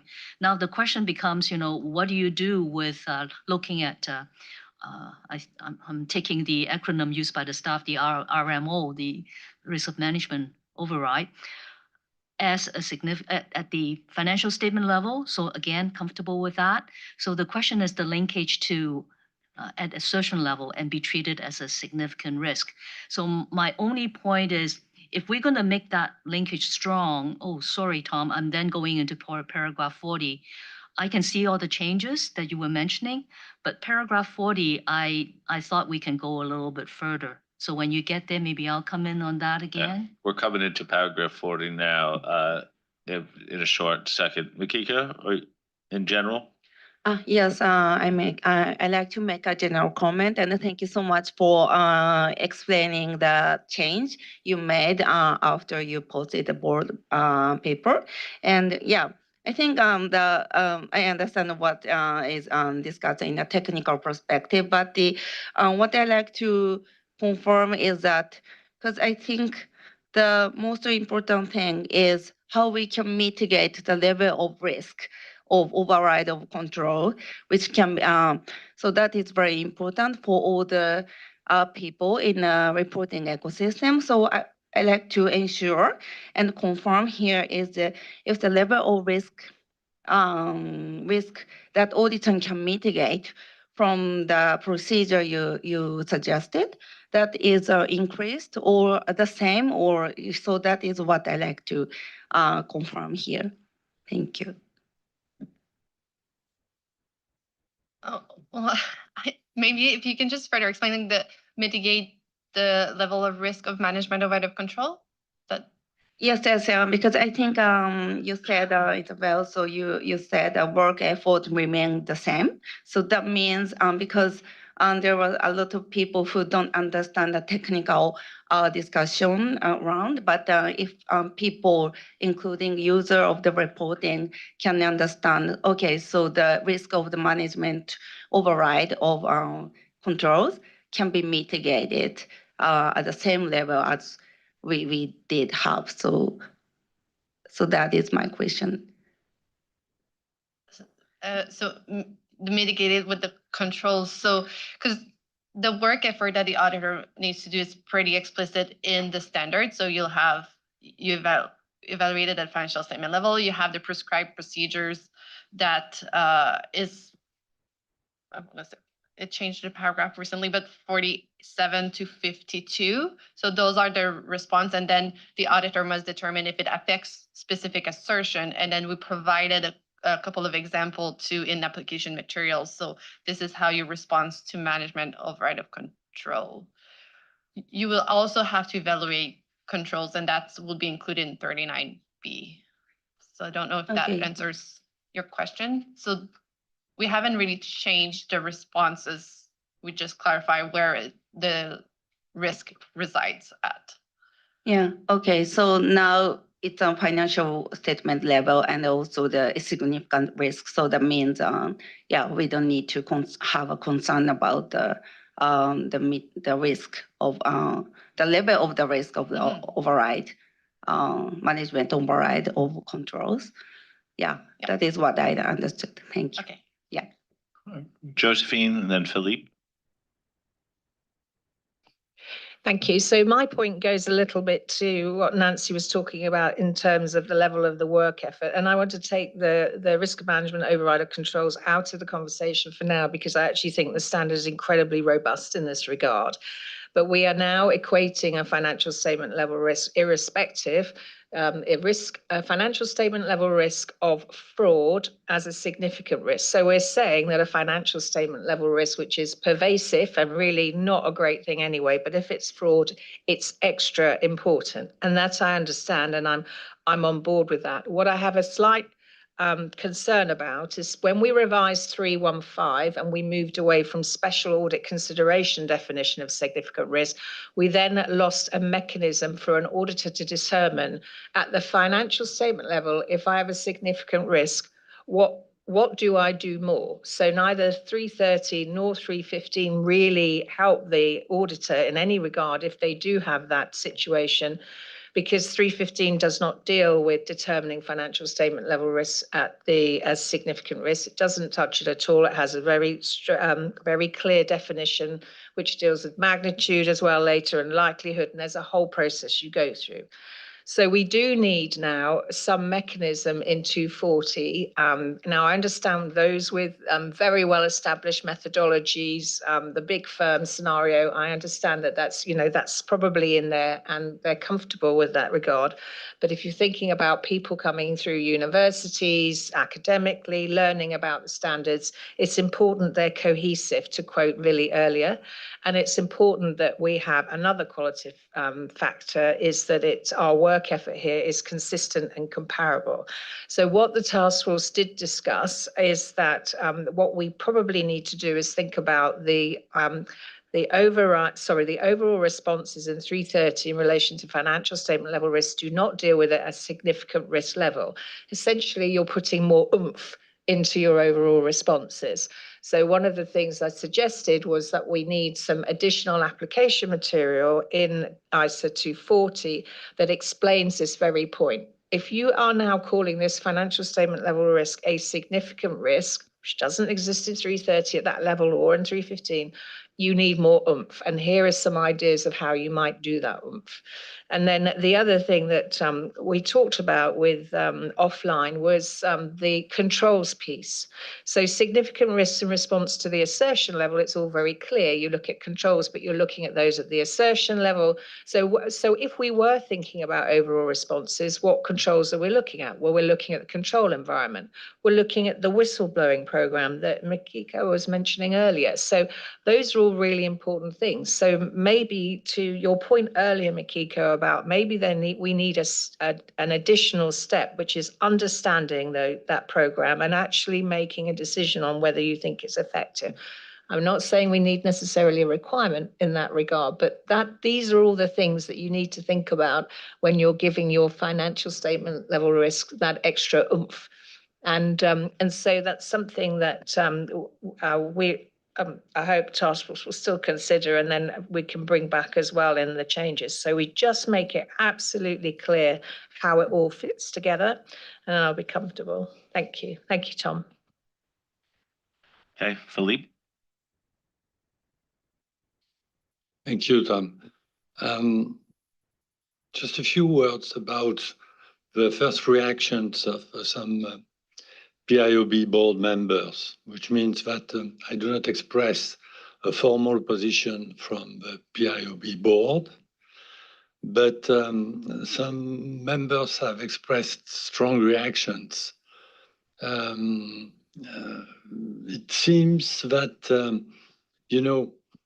there is a misunderstanding probably and a confusion between some targets of this work, which was to reinforce, and to clarify the responsibility of the auditors, but to reinforce, the control, in fact, of the fraud risk during an audit engagement. And in that regard, the fact of referring to assertion level seemed to us, once again, it's a diversified reaction at the moment, but seemed to us more convenient because fraud is a context of, human behavior. What makes a fraud, it's not technical, it's not a question of system. It's a human intention. It's, the essential characteristic of fraud is human attitude and behavior. So in the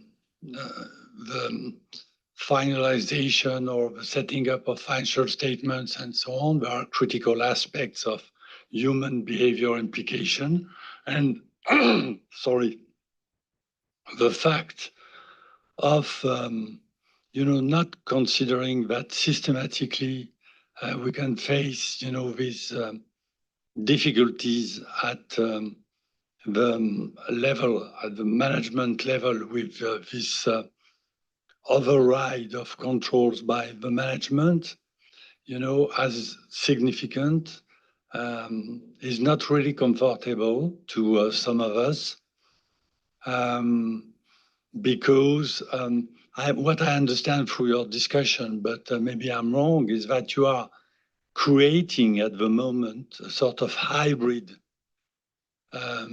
position due to the fact, as Josephine said, that, when you are not at assertion level, that means it's not a significant risk. So you try to define an intermediary position where you can mix not assertion, no assertion, and anyway significant risk. And this is, at the end of this reflection process, something which at the moment, and I repeat, it has not been discussed at board level to formalize one position, but it seems that we are not very comfortable with that. And that we really preferred, the reference to the assertion level. Really? Thank you, Philippe. And I think what you've explained now actually highlights the issue we had in terms of dealing with this. And what we have, so two things in response. I think, and I know we're not discussing paragraph 40 yet, but I need to mention paragraph 40 in terms of explaining this. So what is very important is that What we are saying now in the first instance is risk of material misstatement due to fraud are significant risks. End of story. All risk of material misstatement due to fraud are significant risk. What we are then saying is management override of controls in the first place exists at the financial statement level.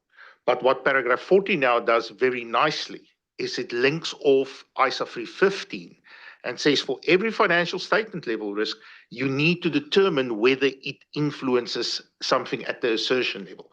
So you need to flow it through. So that link is there. It's a significant risk, end of story, financial statement, flow it through to the assertion level. And then the other thing, which is great in 240, because that's the purpose of the definition in 315 that says, if another ISA determines this, that other ISA will take care of you. And how ISA 240 takes care of you is by having those specific responses, which are at the right level. Because if you think about it, journal entries are, you look at all journal entries, so it's actually at the financial statement level. You look at all accounting estimates in the financial statements, which is at the financial statement level, and you look at all transactions outside the normal course of business. So it tells you it's at the financial statement level, but it takes care of you because you've got the specific responses. But you can also not bypass the fact that you do need to think about it in terms of how it flows through to the assertion level.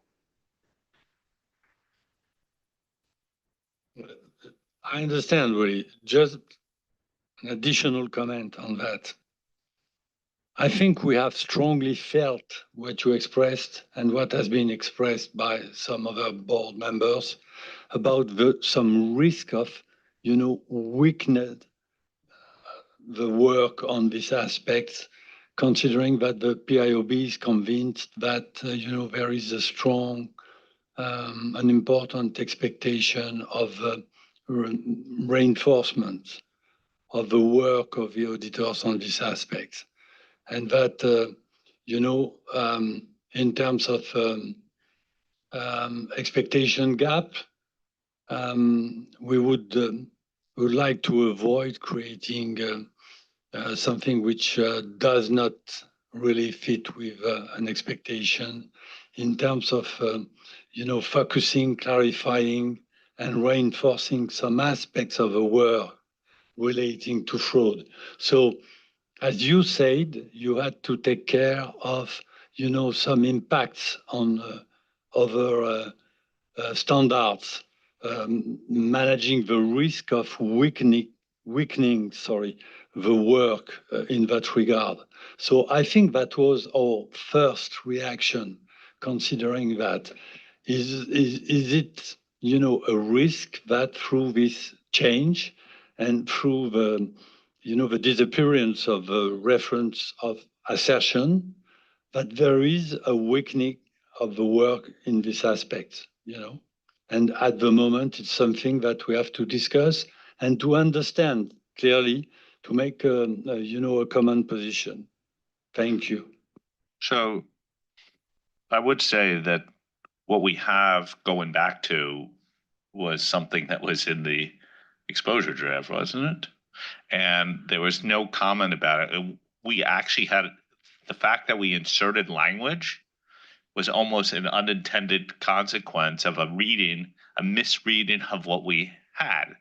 And so this is exposed, and I think Josephine has suggested some application material that could particularly strengthen the requirements. But, and then Vili clearly has suggested an interpretation as well. Vili, would you like to come in? Yeah, maybe just on the work effort point, and I think, Philippe, your question about the work effort is a fair challenge. And I think what we realized is that by breaking the link as we were talking and making it only an assertion level risk, that would actually have had the risk of reducing the work effort. Because now you could end up where auditors may only do journal testing for certain items. Whereas now going back to what we have now, we're saying to them, no, you have to look at all journal entries. And yes, if there is something at the assertion level that really worries you, you obviously also need to focus on that. So actually going to the assertion level would have caused a reduction in work effort. The way that we have now, we're almost just reinstating what has been taking place in practice in extant already in terms of the work effort, on management override of controls in particular, but risks of fraud more generally. Ada? Yes, thank you, Tom. So I'll go first all the way back to the beginning of the discussion, and that is that I strongly am in support of the direction by removing the words at the assertion level and reverting back to the December version for it. So as I said in the last board meeting, this is any fraud risk is a significant risk, whether it's at the financial statement level or at the assertion level. It is significant and it needs the attention and the response that is appropriate to it.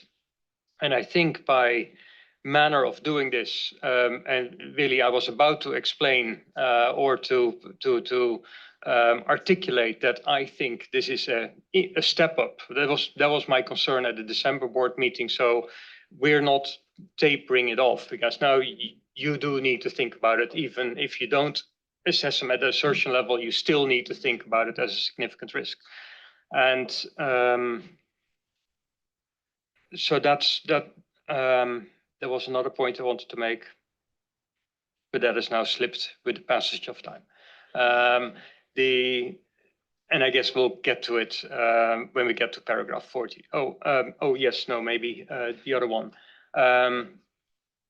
So with the concept of also the assertion or the financial statement level risk being a significant risk, the auditor also need to think about the controls that exist at that level.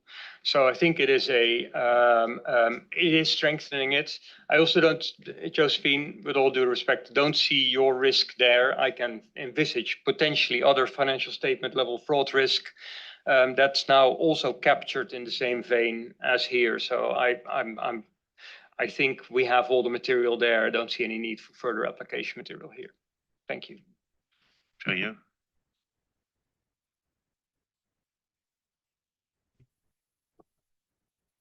Thank you, Tom.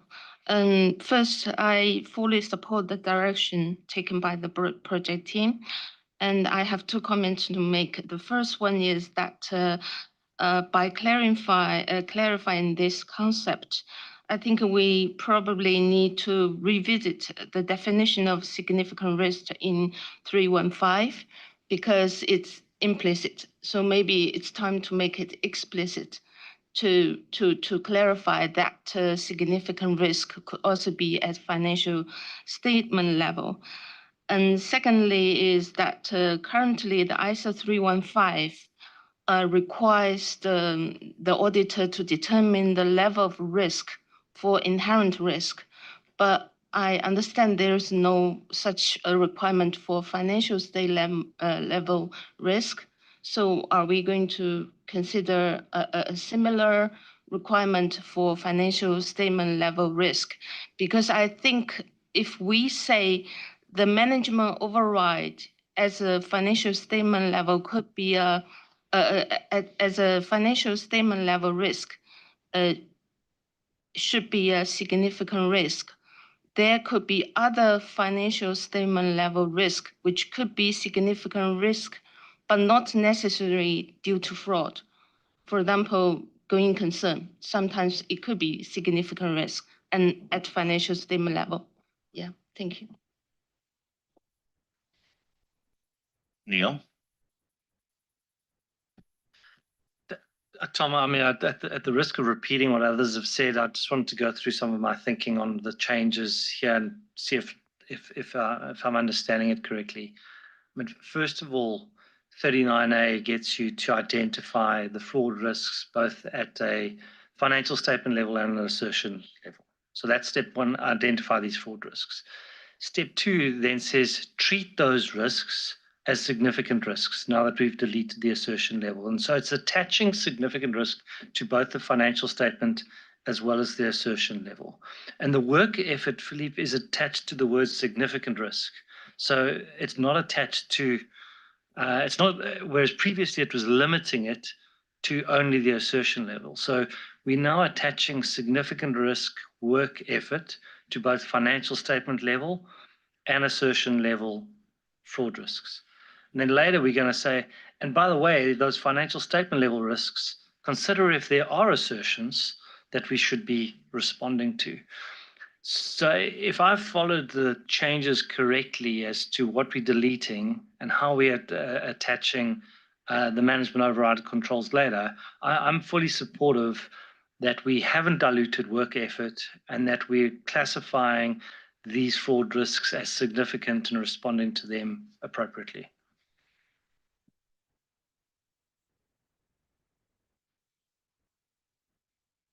So, Thank you. Just to say that I'm supportive, fully supportive of the direction taken. Auditors have considered the risk of management override of controls to be a significant risk at the financial statement level for several years. I'm concerned that not identifying this risk as a significant risk may send the wrong message to practitioners and undermine the importance of this risk. And I agree with Willie that considering management override at the session level and not at the financial statement level could reduce the work effort. Thank you. Billy? Yes, I just want to respond to the point that you raised, and that is the risk that there might now be other financial statement level risks that are significant risk. That can't be, because 315, the definition in 315 is set up such that it says significant risk is a risk where the inherent risk is at the upper end of the spectrum. So when you talk about, as soon as you talk about inherent risk, you're talking about an assertion level risk. And then the B part of the definition says another ISA can tell you, but then that ISA needs to take care of you. And so you, in our context that we're talking about now, it can only be risk of material misstatement due to fraud. That would be the financial statement level risk.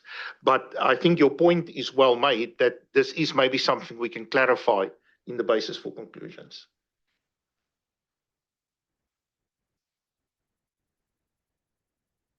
Okay.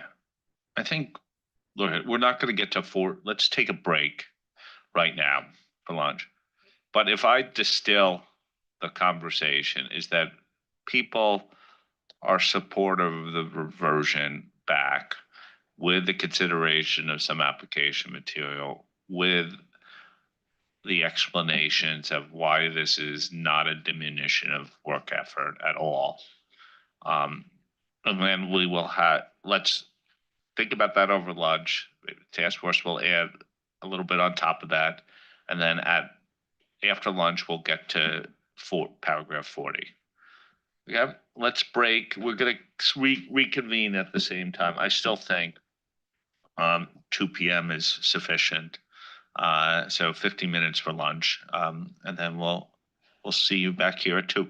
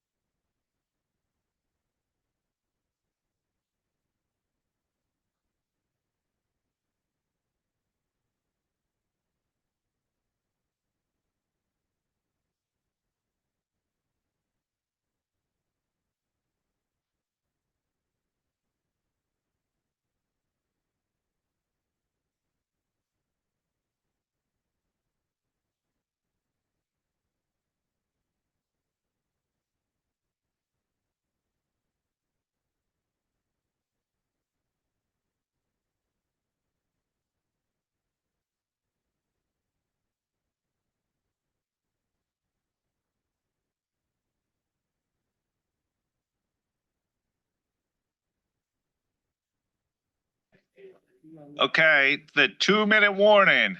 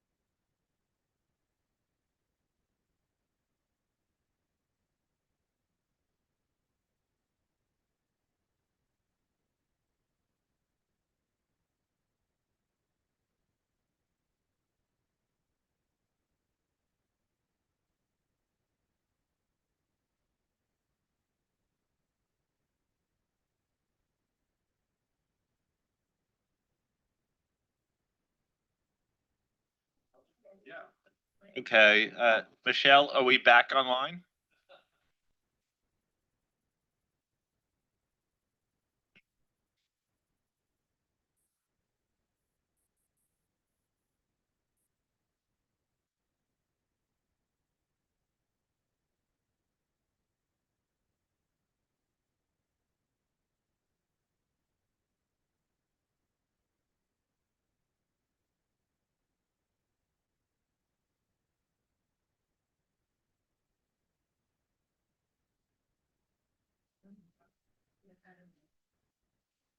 Okay, let's get started.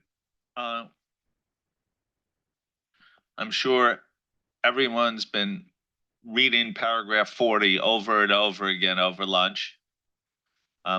Julie, I don't know if it would be a good opportunity for me to hand it over to you, recap where we are as it relates to these paragraphs and our infamous paragraph 40 as well. Sure. So I think we, with the exception of 40, I think we had a good discussion in the morning session around the topic of management override. Isabel walked us through the thinking as to the direction we were headed. We did exclude paragraph 40 from that discussion, but what we wanted to do was ensure that the board had a chance to comment on paragraph 40, because paragraph 40 is a new paragraph that would exist that doesn't exist in extant today. And basically what it is saying is, in all cases, you treat the risk of management override at the financial statement level, and then you need to determine whether that risk also presents itself at the assertion level, which is actually no different than the setup in ISA 315 revised, which is when you have a financial statement level risk, you then have to proceed to determine whether it also exists at the assertion level. This was in direct response to comments that we got on exposure as to how to direct the auditor. And it falls into what I call the consistency category, which is if we lay this out, then everybody will think about it in a consistent way. We also lay out the response to the risk in the standard. So there's no bearing on that. It's just a consistent way to deal with the risk assessment piece. Okay. So should we seek comments on paragraph 40 right now? Who's the first taker? Thank you, Ada. I'm happy with the direction of the task force. Nancy. That's a Me Too movement. Yeah, so I'm very happy with the direction. Just one question or suggestion. In paragraph A, just wonder whether we have the appetite or wish to push it one step further and explicitly say something like, and as significant risks.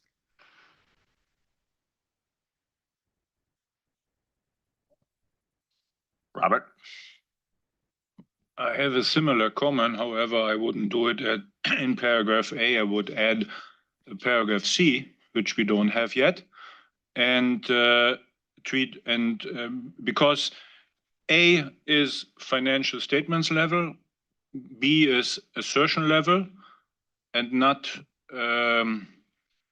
categorized yes whether significance or not. And then I add C, saying treat these assessed risks of material misstatements due to fraud. We had this deliberate discussion prior to lunch. At assertion, at assertion level as significant risks. So it goes the same direction, I guess. You just claimed, Nancy, but I would add it letter C. Thank you. Eda? Yeah, I understand the recommendations, but I thought that 39 already says if it's a risk to fraud, it is significant. So I don't think we need any additional text in 40 because it's already covered in the amended 39. That's what Josephine was going to say, Yeah. based upon her chart. Ted dropping. Nancy, were you coming back in? Yeah, I just thought that it'd be more explicit because the concern is how we're changing paragraph 40. And I worry about people reading it as though we won't necessarily consider it at the assertion level and therefore a significant risk.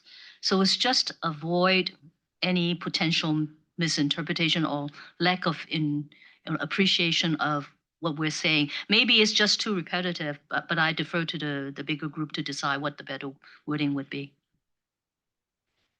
Julie, did you want to come back on this? Just that if, Nancy, if we put it in little a, we'd have to also put it in little b, because both of those are significant risks. So we didn't want to duplicate words that already exist in 39, which is clear that fraud risk equals significant risks. We couldn't, I don't believe we could just put it in A. I think we'd have to also put it in B. And so we did discuss that and decided against it. Like I said, I'm comfortable with how the group feels as a whole. It's not a fatal flaw at all. Yeah, sure. Yeah. Thank you, Tom. Oh. Yeah, I just want to propose that we, following the whether, can we also add on and how? Because after you answer the question whether, if the answer is yes, you need to further dig down to how this risk of management override affect the assertion level risks. Of course, with your consideration of, say, the fraud risk factors, because management override is basically belongs to the fraud triangle of opportunity. Then you are together with your consideration of incentive and the pressure and those other risk factors, fraud risk factors, you should consider, or to make it concrete how it affect your assertion level risks. Thank you. So your recommendation is in 40, determine whether and insert in how such risks, right? Okay. Yes, sir. Just to clarify where we got to this wording is leverage of 315, which has a similar requirement. And that's the foundational requirement where we leverage this one off. And that uses also determine whether such risk affect the assessment of risk of at the assertion level. So I think if we add something there, then we're not fully aligned with 315 anymore. So it might have unintended consequences as well. And I think it's implied, like the how.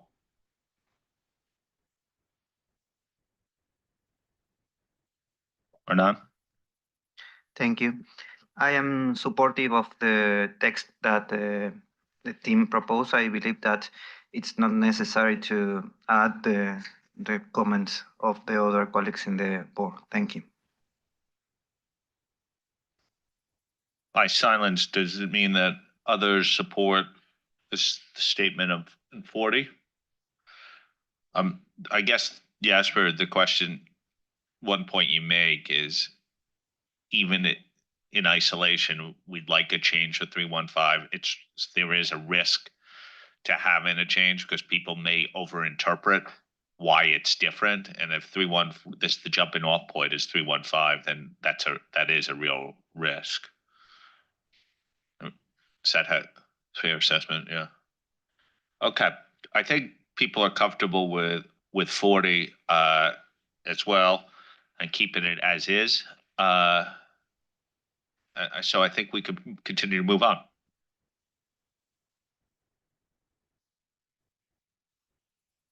So the next section is the responses to the SS risk of material misstatements due to fraud. There's not a lot of changes that were proposed since December, and then you've seen the papers. So I think we can go directly to the comments from the board. Tom, back to you. Okay, 42 to 53.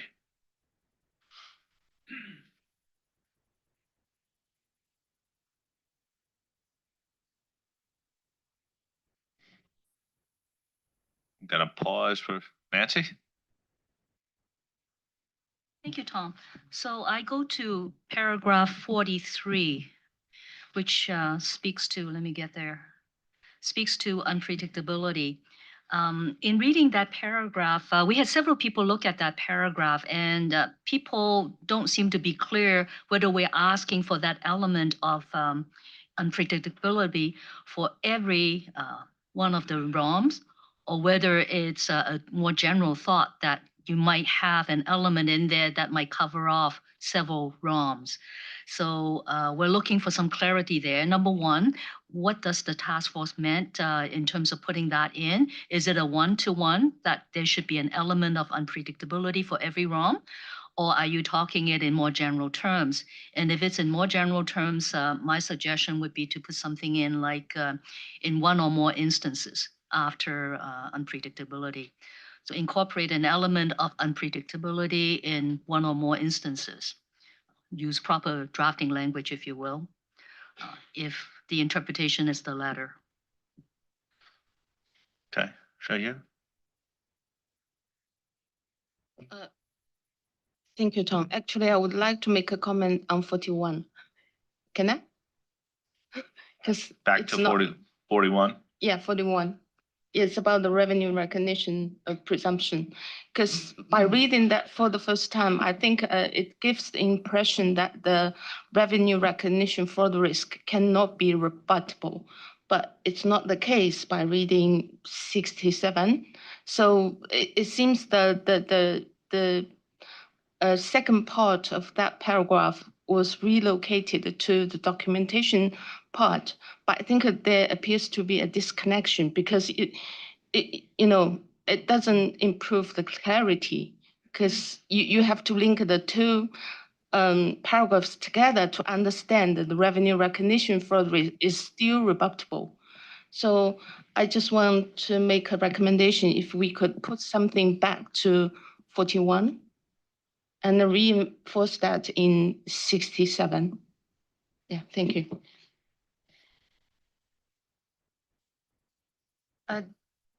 This change was actually deliberate, like to remove the rebuttal from the requirement that was proposed in the project proposal. It was set out like that to reinforce the behavior, to have a really robust identification of risk related to revenue.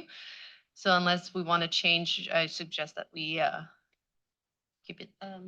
Yeah, I would like to add, if you read the 41 together with 67, it doesn't change anything in substance.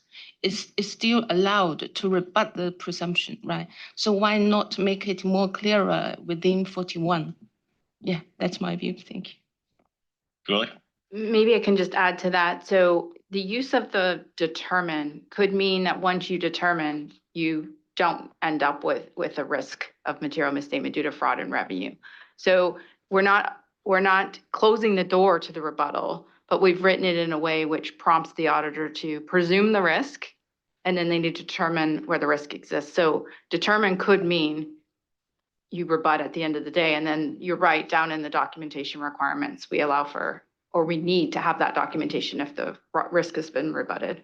Yeah, if the purpose is to make the auditors more cautious about this rebut, I would recommend that we add something like, in the very rare situations where you rebut this presumption, you should make a documentation about the rationale, just like you do in external confirmation. Yeah.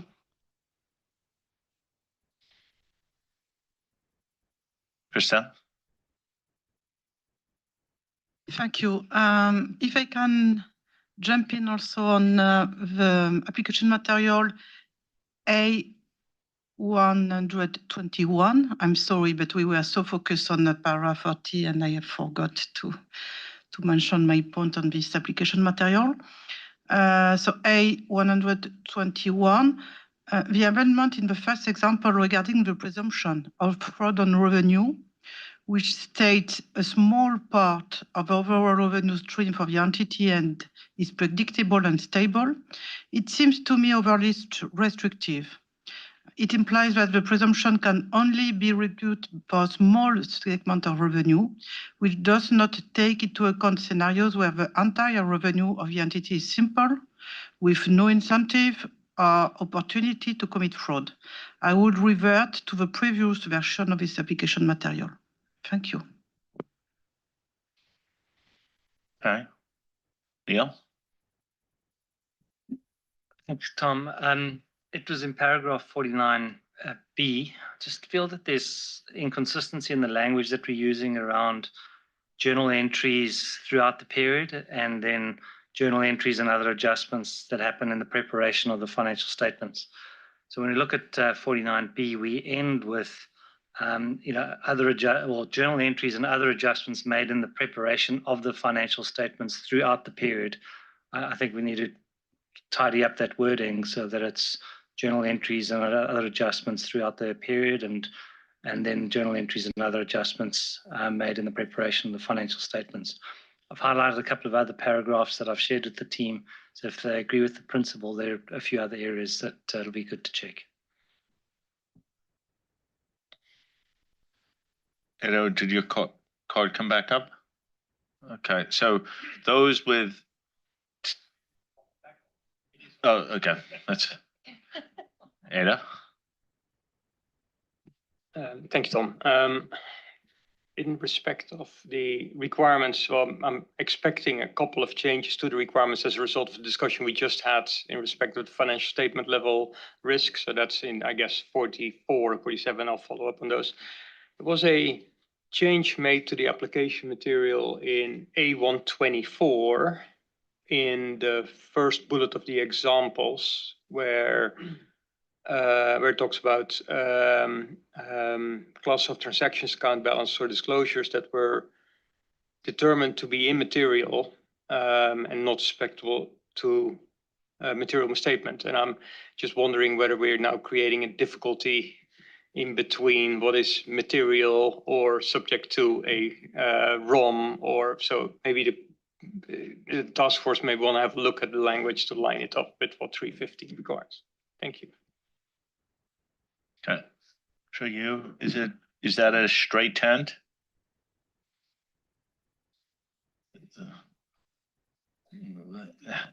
Hernan, did you want to come back in again? That's what I thought a little. Okay, I'm going to turn it back to the team.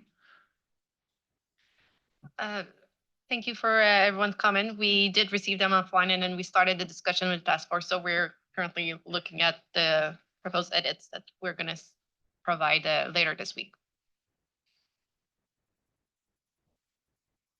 Julie? Can I just, we did see the comments ahead of time. So Nancy, we saw your comment. I think we've got something to give you a solution on that. No fear. And Ado as well on yours. Neil, can I just ask you, I did see your offline comment, but can I just ask you which paragraph or sub-paragraph you're looking for the edit to in 49? 49B. You want to edit to 49B? Okay. Well, so I mean, it could apply to A and C as well, but 49B is where it stood out to me the most. So A and C don't have the same inconsistency, but 49B explicitly is putting throughout the period at the end of the sentence, which is what the standout for me was. Well, once I'd read that, I've then highlighted some other paragraphs, including A and C, where we could clarify. Okay, thank you. Because at first blush, I thought maybe you were talking about a change to C and D. So that's why I wanted to get clarity on which paragraph you wanted the change to. Thank you.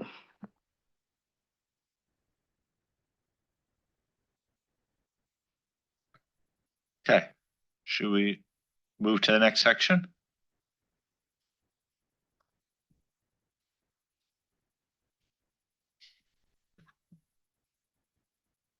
I believe that's my cue.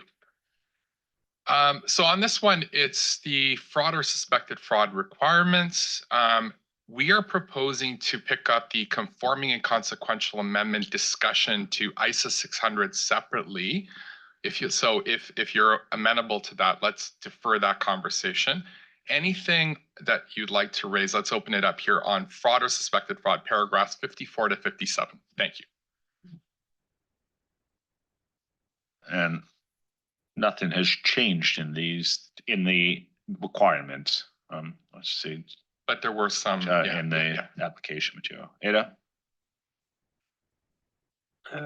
Yes, thank you, Tom. And I appreciate nothing has changed in the requirements. There was from our outreach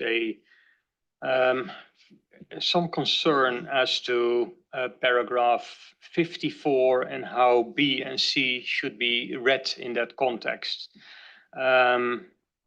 Because making inquiries about the matters with those charged with governance and management about all frauds seems to make sense.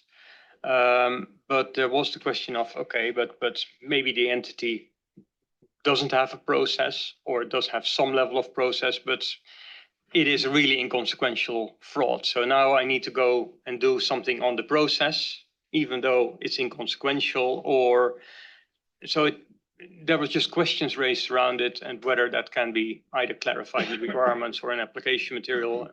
I can provide you with some suggestions which I received over the last couple of days to help you out there. Thank you. Yeah, so Ado, that's definitely your comment was considered by the task force yesterday. And certainly I think that's a very, very legitimate question. I would say this, and rather the task force believes that it's the composite understanding of A through C that is required in order for the auditor to make that determination on whether something is clearly inconsequential. And I'll expand on that just a little bit. So where the task force is thinking is number one, inquiry alone seems like it's a little light. That's that first comment. The other point here is that let's say we go down this path and it's something that's pretty trivial, and management says, "Oh, we've determined summarily that this is inconsequential. This was a disgruntled employee, etc., and we're certainly not remediating anything."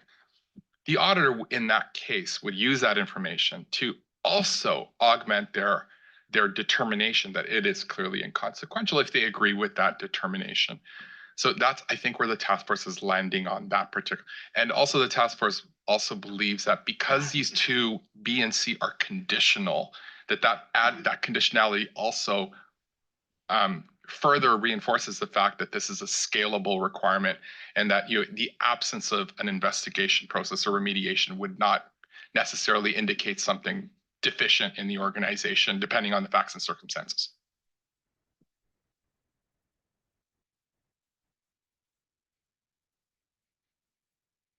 Yes, thank you. And I think that helps. So the condition as written sits on if there's a process, and so that is giving rise to the confusion. And in my view, and think about these some of our larger entities, they will have a process in place, and so that won't all be that difficult. But go now back to some of the smaller entities where you have inconsequential fraud, and now auditors may be struggling with, okay, now I need to evaluate. The company doesn't have a process because small, medium entity, should there be a process? What do I need to do? And do I need to do that for every inconsequential fraud? So it could potentially gets a little bit tedious. So I can, and maybe some of this can be explained in the basis for conclusion that we don't need to do this on a case by case basis, or because the thinking, at least my understanding of is you inquire with management and you inquire, okay, so how does this come to life? Well, that's the process. And what did you do about it? And that's also process as well as remedial and consequences. So did the employee get fired? Or so all of that should give you a relatively good feeling whether you're then in 55 and you go on. But that's sort of that composite evaluation that you can lean on what you've learned would be helpful to bring to life somewhere. Thank you. Christelle? My comment is on paragraph 54. I would recommend that clearly inconsequential fraud be excluded from paragraph 54 and also 62, because these requirements are impractical for large audits and certain industries such as banking, where instances of intentional fraud by third party occur thousands of times each day. Thank you.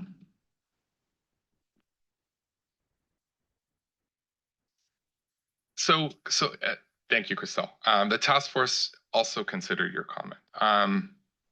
The idea, and maybe it's good to kind of bring us back to why this was even introduced, the clearly inconsequential threshold.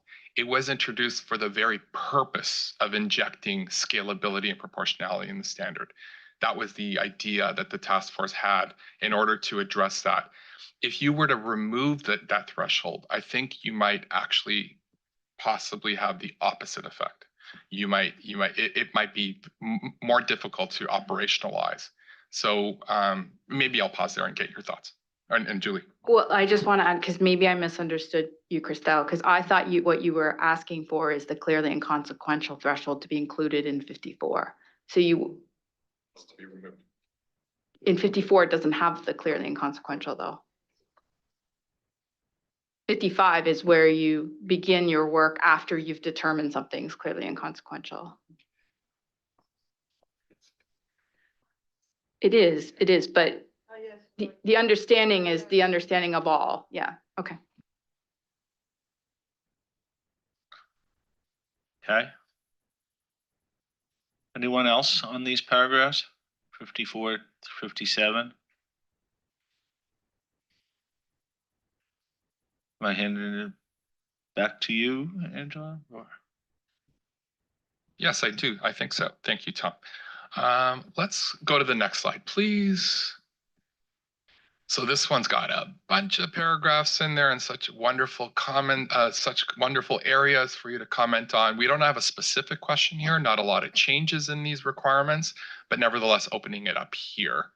There were some questions certainly that came through offline, so I don't want to preempt those, and back to you, Tom. Okay.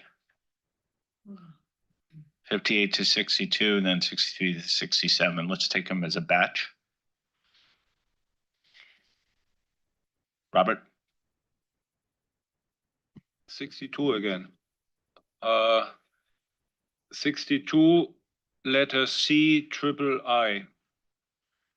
You deleted a lot, which from my perspective you shouldn't have, because you're claiming that in a written representation, management must disclose to the auditor any fraud, which means also petty fraud. The famous screwdriver being taken away in some plan. And this, for my instance, is unrealistic. So I urge you to either leave it as it was or put in the same wording, which you, by the way, have in 64, letter C, except for matters that are clearly inconsequential. Thank you. Okay. Anyone else? Sorry, Nancy. Yeah, I was waiting for Ido to speak first, but he refused to put his hand up before my 10 card goes up. So same paragraph, written representation. So two thoughts there. I saw there was a letter from the SMP AG, and they talk about a number of concerns. The one that resonated with me was the point that they made about 62, paragraph 62 on written representation. And they were suggesting the concept having a threshold of clearly inconsequential, right? So when I reflect on that, I think there should be some kind of threshold. However, that might be too low a bar. It's still a lot. I was thinking that in larger entities, we may have to think about the concept of something in between, like not go as high as material, but significant. Maybe use that concept, because I think that was in in the previous, well, in not previous, C, two little I's, you talk about significant. So the concept of significance already there. So if we're talking about cases that are significant, that may have a significant impact, it would be a better threshold than the clearly inconsequential. So thought number one. Thought number two, with the changes that we've made there, I think it's too broad, because you've got others. So others, it's like if you take management, you take employees that have a significant role, and then you take others, that's the whole world, that's everybody. So that doesn't work for me. So we need to, bring it down to a more concrete and fine group. Josephine, were you responding to that? Yeah. Okay. Thank you, Nancy. I'll put the others, the C little 3 aside for now, and because we did get comments on that. But frankly, I really don't want to put any thresholds on this written representations, because from my perspective, that's actually moving backwards from the extant standard, where we were very broad and bold about the written representations that auditors are asking management to provide them. And those written representations, whilst of course they're never going to be sufficient appropriate audit evidence, are part of your bucket of evidence, and they're very important. They're like the closing the loop on, we think we've caught everything, we believe we've disclosed everything to you, and let's just make sure that we have absolutely done that, and that's what will come in the written representations. I'm not saying that they're easy to get, but they're a critically important and they're a critical part of evidence. And so any kind of threshold here to me is moving backwards from where we are today, which I would really worry about. Thank you. Nada, were you on this point or you want to come in? So I'm with you, Josephine. So management and employees that have a significant role, each and everything you want representation on. I understand. I actually, I'm with Robert and Nancy to some extent on the others. To put a threshold in there, I'd be comfortable with clearly inconsequential as a threshold there.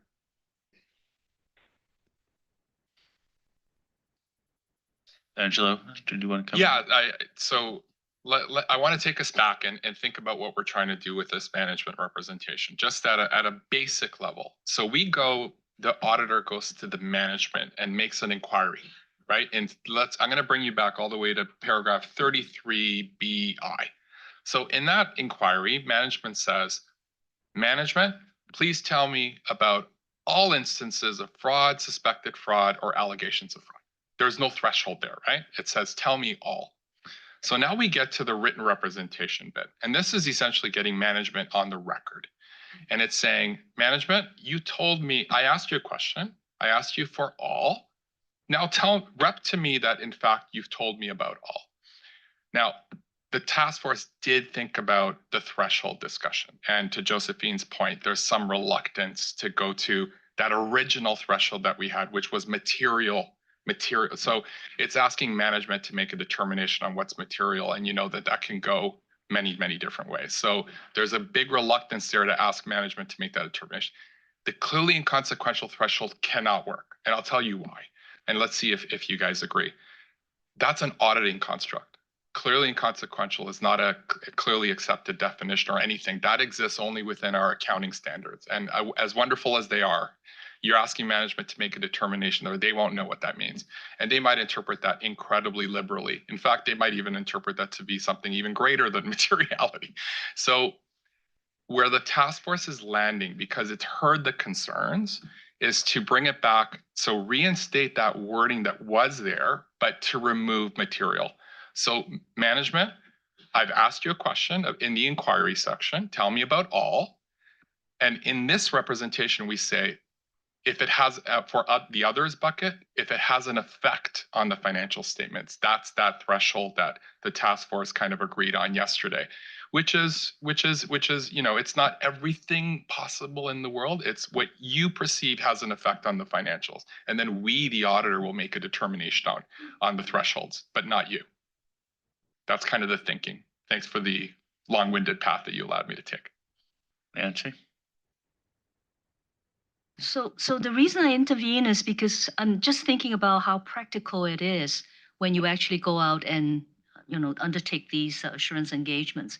And particularly if you think about the public sector, you know, we're talking about many employees.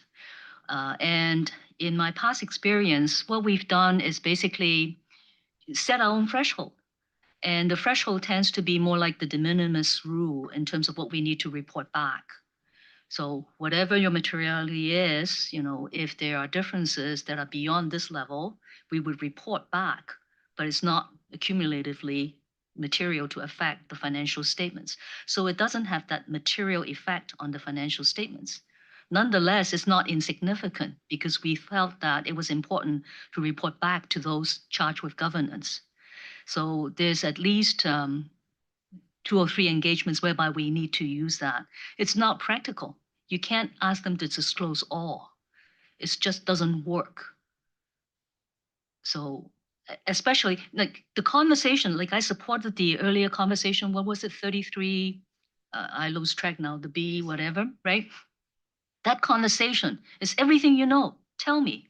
Now, let's see how we would capture that in the written representation that makes sense in terms of you supporting, like put in writing what you told us, but also what is at the right level for me to accept as part of what I need for my financial statement audit.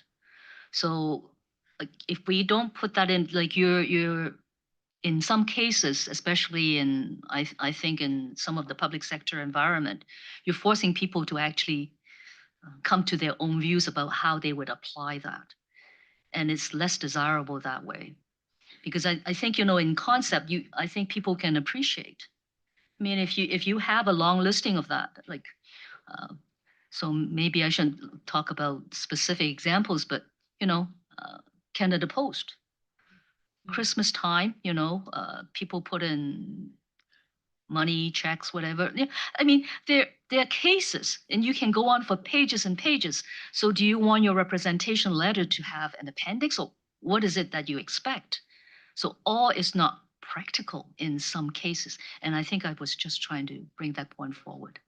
So, Nancy, can I ask a question of you? So Angelo basically said, making a linkage to the financial statements, but drop in the word material was what the task force thought. And I thought that a little bit addresses your comment. Are you saying that's in your mind insufficient to be responsive?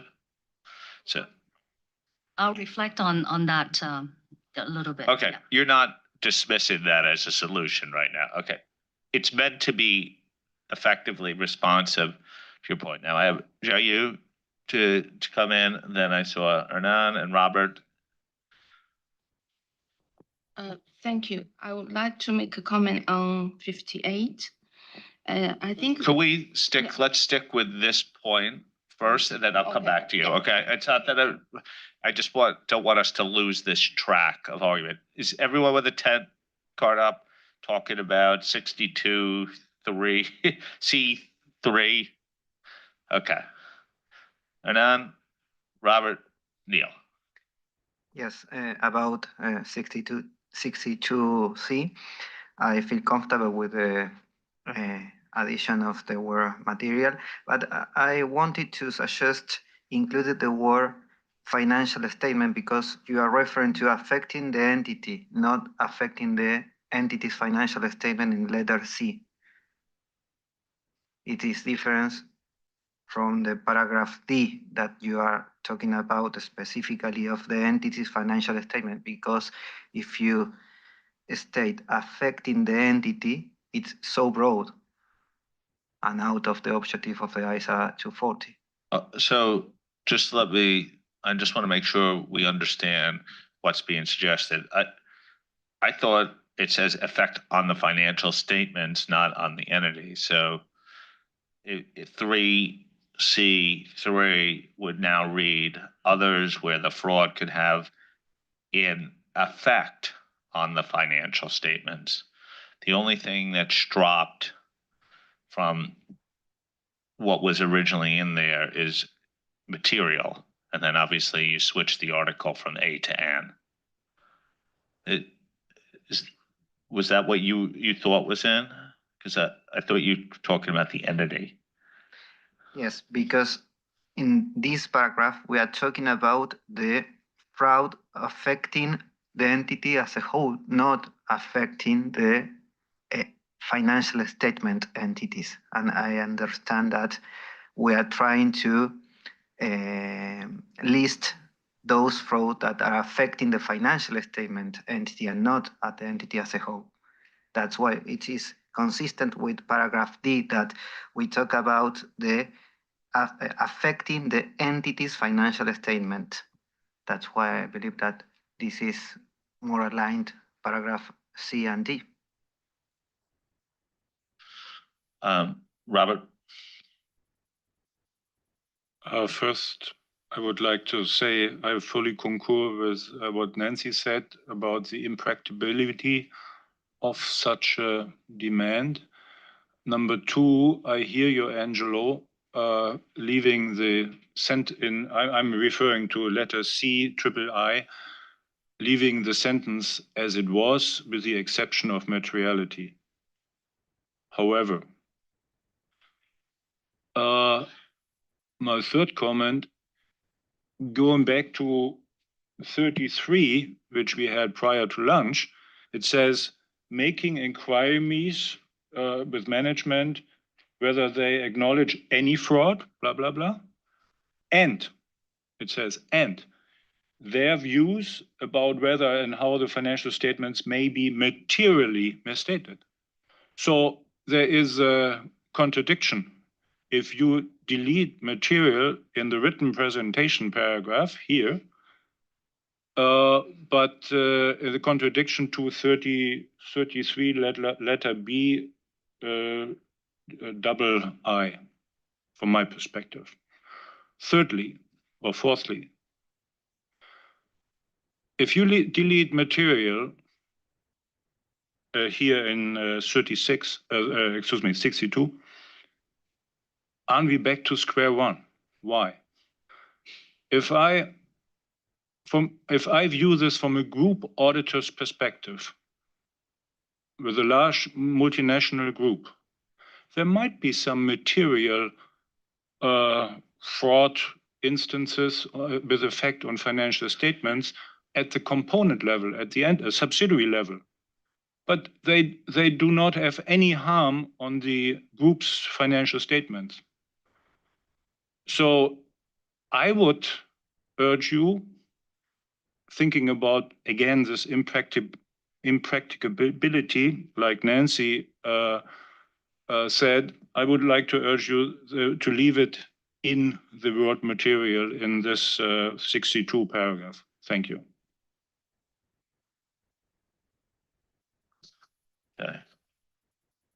Thank you. Michelle, could you just have someone take a look at Robert's camera too? It froze on him. Thank you. Neil?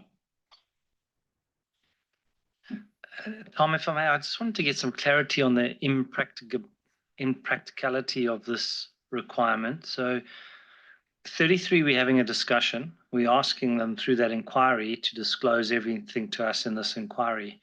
When I get to 62, I'm asking for a written representation that they have disclosed everything. I'm not asking a written representation to disclose a list of everything. Does that resolve some of the impracticality that we're concerned about? Nancy, do you want to respond? But it's been a long time. I'm in the non-practitioner group now.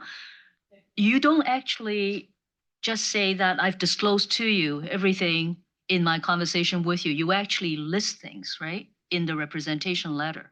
So why is it that when it comes to fraud or suspected fraud, that you would just say, I've told you everything? So it doesn't resonate with me.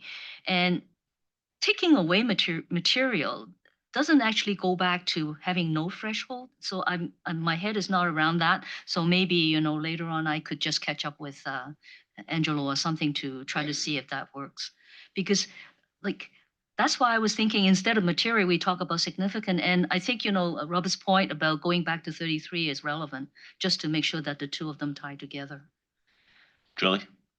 Yeah, so Nancy, I think it's consistent with other representations where you wouldn't list out any list of disclosure. You would say, I've told you everything, and I'm now writing down that I've told you everything. Just like another rep where you'd say, I've given you all the books and records from a completeness perspective. But I do think from this whole discussion, we need to go back as a task force and consider this paragraph.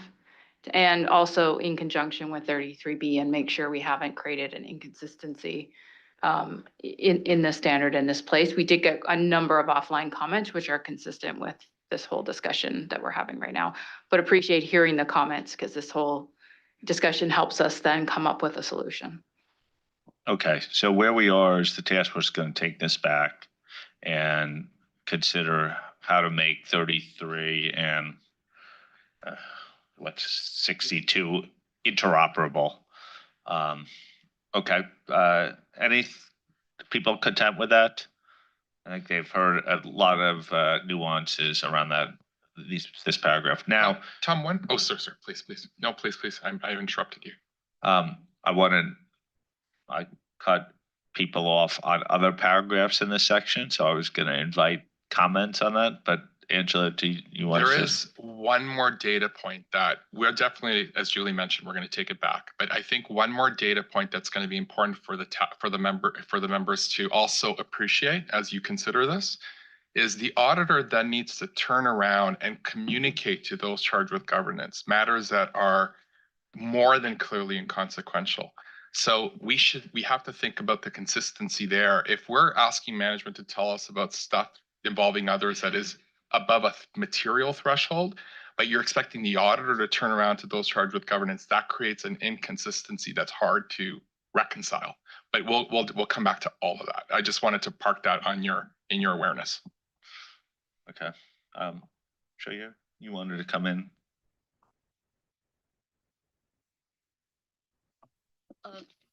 For paragraph 58, and I think the precondition of a misstatement as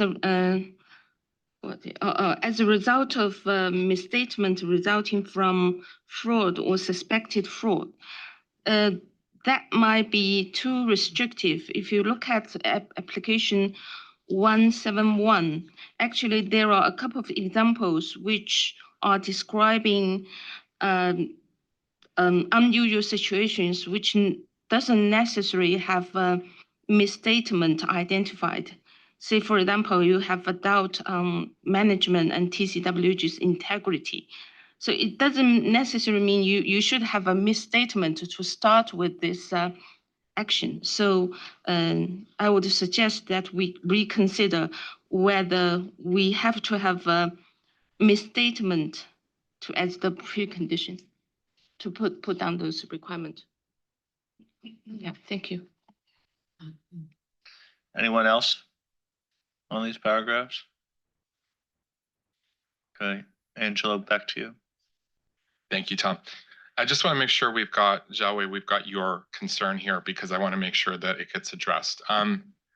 So you're referring to paragraph 58C sub 2. Is that right?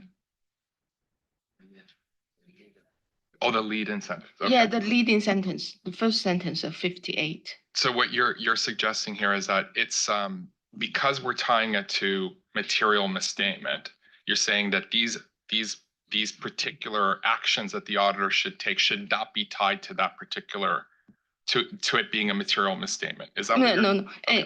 Actually, it's not Or a talking about misstatement, a misstatement. Yeah, I think it shouldn't be put as a restriction. You know, you should have a misstatement to start with, and then require the auditors to take the following actions, because those unusual situations could be where you haven't got any misstatement, but you have a significant doubt on the integrity of TCWG or management.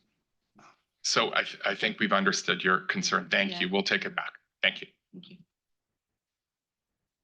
Okay, I think this brings us to the end of 240 revised proper, but the story doesn't end there. As I noted from your previous slide, that we have certainly at least 600 to discuss in consequential amendments. So I don't know who's handling the next slide, but Ida. Thanks, Tom. So I would like to set the scene for the discussions and want to share with you some background of our job. So during this quarter, task force discussed and we fed the boss December comments. And also we asked the Canada Auditing and Assurance Standard Board staff to help us to do a review on the CNC that we made. And they had provided a lot of good comments and suggestions to us. So I would like to take this chance to thank you them for helping us to do that. And going back to the CNC, in the March board papers, you can see that the task force proposed CNC largely related to two areas, including the risk of management override of control and also group audits. So based on the deliberations and offline comments regarding risk of management override of control, most of the related CNC will be reversed, and you will see that in the first day versions. With this need to recap, I would like to turn it to Andrew to talk about the background of group audit. Okay, thank you so much, Ida. So the board will remember that in December, we brought to you a commitment that the task force would be looking at 600 to see whether there needs to be any conforming and consequential amendments to make the fraud or suspected fraud requirements operable within the context of a group audit. The concern there, well, what we had heard a lot is add this to 240, add that to 240. The task force wasn't happy with that and thought if we were going to make amendments anywhere, it should be within the context of 600. So that's the starting point to this. So the task force went back, looked at 600, and thought a little bit about how you would action and operate these fraud or suspected fraud requirements within the context potentially of big group audits, multi-locations. How do you do that? And what the task force came up with is a new requirement. Now, if you look at 600, and the new requirement has to do with fraud or suspected fraud. So if you look at 600, it says, in applying 315, you do this. In applying 330, you do this. There's nothing about in applying fraud or suspected fraud, you do this. And there's no easy way to integrate material into the standard without introducing a requirement. And also, and this is where I back up a little bit, fraud or suspected fraud is a significant thing when you identify it in an audit. So we have in ISA 600, in relation to ISA 330, what we have is the auditor takes responsibility for the procedures that are performed for 330 across the audit. Now, take responsibilities within 600 has a very defined meaning. And this is something for everybody. This is a kind of like bringing you back to down memory lane a little bit. Take responsibility does not mean that the group auditor performs these procedures necessarily. This is a decision that's made by the group auditor where they can delegate that work to other members of the team, including, and this is defined in ISA 600, it can be delegated to the component auditors. So if you think about this, 330 requires the group auditor to take responsibility for the 330 type responses to assess risks that are determined by the group auditor. Then if you think about fraud, this is really important. It needs the group auditor, what we've injected here in 44A is a requirement that the group auditor takes responsibility for obtaining an understanding of those matters. So this is tying back to paragraph 54 of ISA 240. It's saying that the group auditor takes responsibility for that understanding. Why? Because ultimately the group auditor will need that understanding in order to do the determinations in paragraph 55 and so on in the group audit standards. If we think about this group audit, and Josephine reminds me of this quite a bit, so Josephine will speak to this. Group audit, when you think of a group audit, it doesn't matter where you draw the boundaries. It's one big audit, right? Where you identify the fraud, who identifies it is not important. The fraud, we've talked about in the standard that everything enters the fraud or suspected fraud hopper and needs to be understood by the auditor. So regardless of who identifies it, the group auditor needs to take responsibility for obtaining an understanding there. And then of course, the group auditor will delegate that work to the component auditors. And I say, of course, why? Because the component auditor is the one that has the knowledge of local laws, local jurisdictions, and has that intimate knowledge of the area, the setting, in order to obtain that understanding. So I know I've taken a little bit of a long kind of lead in here, but I wanted to give you some of the context that led to that requirement, and maybe this is a good point to open it up. Okay. Do we want to focus on 600 consequential first and then everything else afterwards? Is that a fine way to do this? Okay. So any comments on 600 consequentials?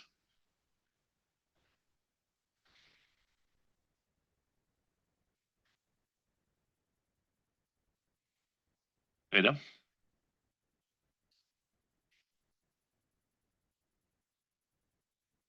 Okay, we will not jump ahead here. Does anyone else want to comment on 600 consequentials? So everyone else is content with the proposed consequential amendments for 600. Okay. I think I can do it from the top of my head, but they're entirely agree that as group auditor you want to know about frauds across, but also here there's the niggle about does it need to be everything, and so whether a clearly inconsequential could be introduced here, where if it's clearly inconsequential, and this would, I think, implicitly refer to clearly inconsequential at the component level, that doesn't need to be raised to the group auditor, because it's just going to be an overload of information that is not going to attribute too much. Thank you. Neil? Tom, I don't have a full way of sharing this. So it only came to me on Friday through another sort of stakeholder engagement process. And the question was whether this communication that we're putting into 600, if it's consistent with what we're required to do in terms of the IAASB code. I haven't had an opportunity to reconcile that, but there are communication requirements, as I understand, around NOCLAR, and whether this is in fact a match to what we're being asked there. So I don't have the answer. I'm putting it back to the task force as a question to please have a look at. Okay. Just to feel comfortable about interoperability there. Angela? Yeah, so great questions. I'm gonna handle the easier one first. Not that it's not a great question from Neil.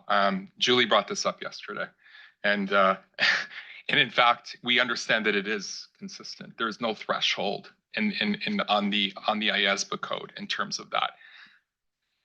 On Ado's comment, this is a little bit more nuanced, and I wanted to maybe come back at Ado. So what we're proposing here is a take responsibility construct. That certainly does not mean that the group auditor would go ahead and get to the bottom of all of this, because 100% that would be inoperable for sure. There's no doubt. You know, Robert's talked about Mercedes-Benz and all of these entities all over the world. That would be absolutely inoperable. But to take responsibility here is a recognition, much like we have in 600 for 330, the 330 procedures, that the group auditor needs to maintain some line of sight visibility over this stuff. Certainly they delegate that work, but what it's conveying here is that it's not a hands-off, you determine what's clearly inconsequential, report back to me something above a threshold, and we call it a day. That's kind of the thinking here. But I wanted to, maybe I'll pause here. And that is fine, but paragraph 45 isn't a take responsibility requirement. Yeah, so the communication requirement, I think was driving your comment, Edo, the 45H, yeah. So we'll have to re-deliberate on that threshold now that we have like some of this other information. I think we should also signal, Tom, to the board that when we looked again at 44A, and this isn't changing any of the meaning of 44A, but I think maybe the words could have been worded a bit differently to be more consistent with some of the other requirements in 600 that deal with this take responsibility for. So you may see some changed wording, but it's not intended to change anything in that sentence. It's just trying to align it more closely with other wording we're already using. Okay, so we'll set it back. People are, with this one topic, happy with the 600 conforming. Gonna potentially tweak some wording. You know, we'll reiterate the conformity with the IAASB code. Did you want to come back in? I wanted to get clarification on that wording, that take responsibility for, as to where that interpretation was being applied. I didn't hear the paragraph number you were attaching it to. I've got that at my fingertips, actually. So in paragraph 11 of the group audit standard, it says, it defines out a little bit what take responsibility means. And as you'll appreciate, Neil, and I know you do, is that it says you're permitted to assign the design or performance of procedures, take or actions to other appropriately skilled and suitably experienced members of the engagement team, including component auditors. So that's that construct that explains what take responsibility means. Okay. Okay. You want?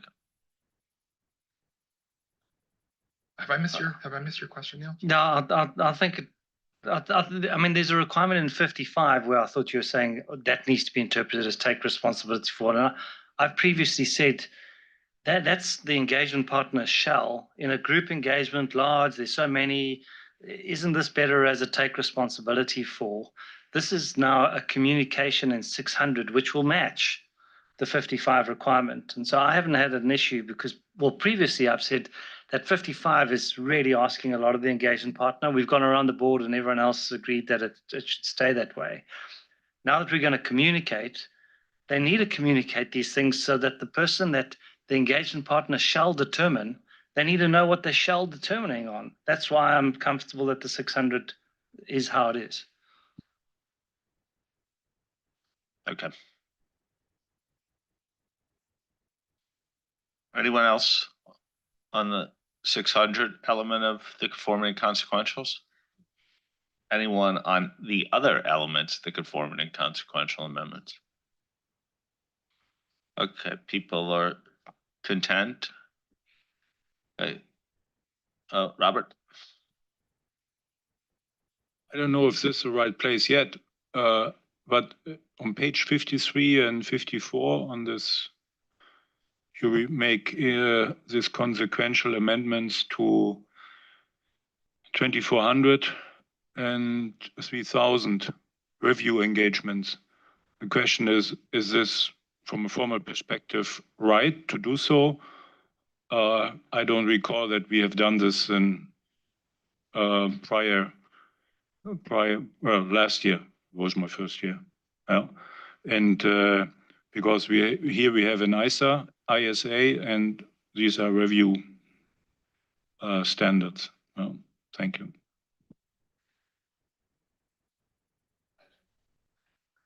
Yeah, we have think about it and we have done this for 600 as well.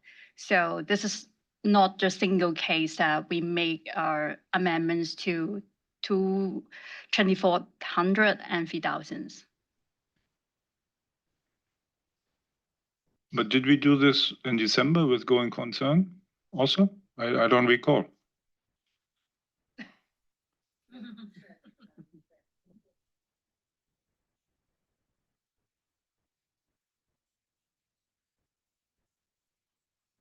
I'd have to go back, but not from the top of my head.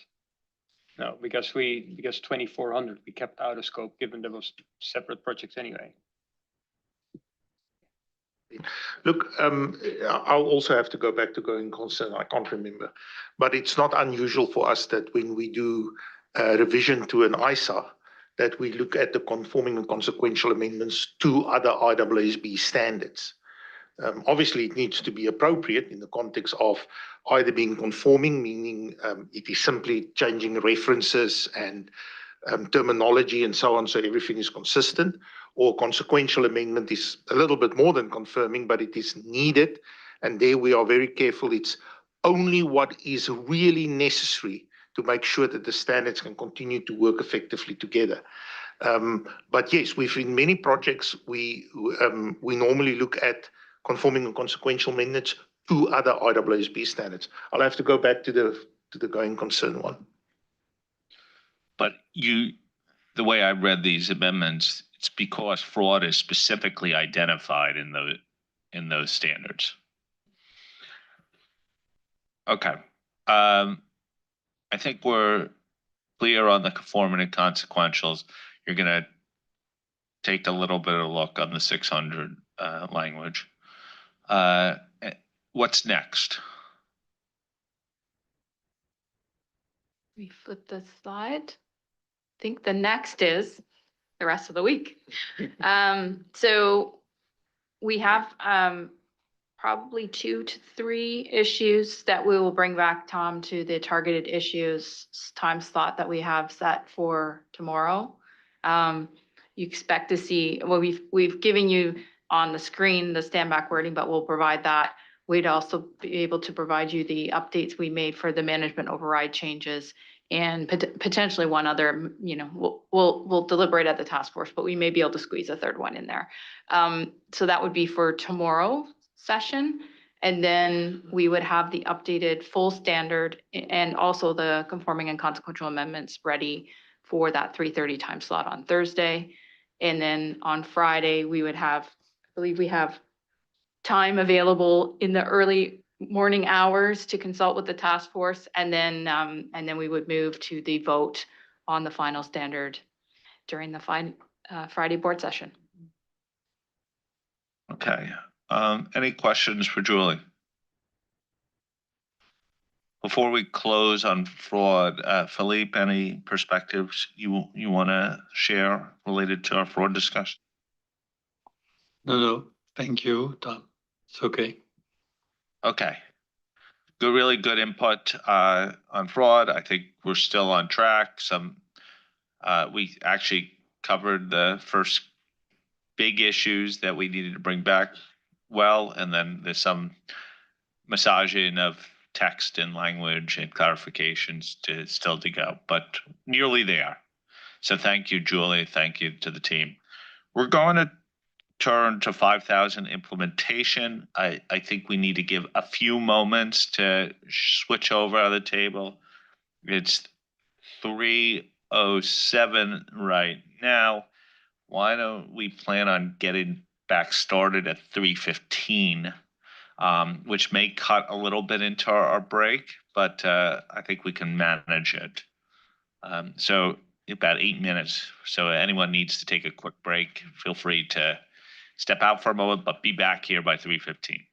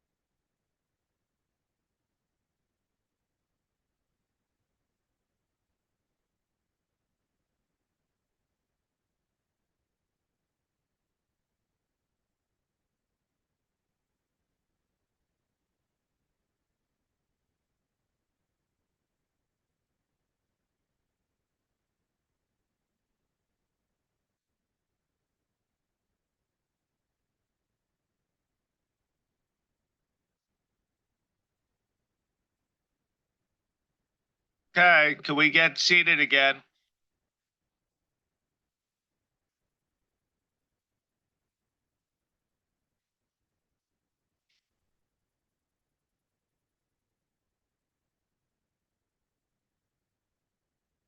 Can we take our seats?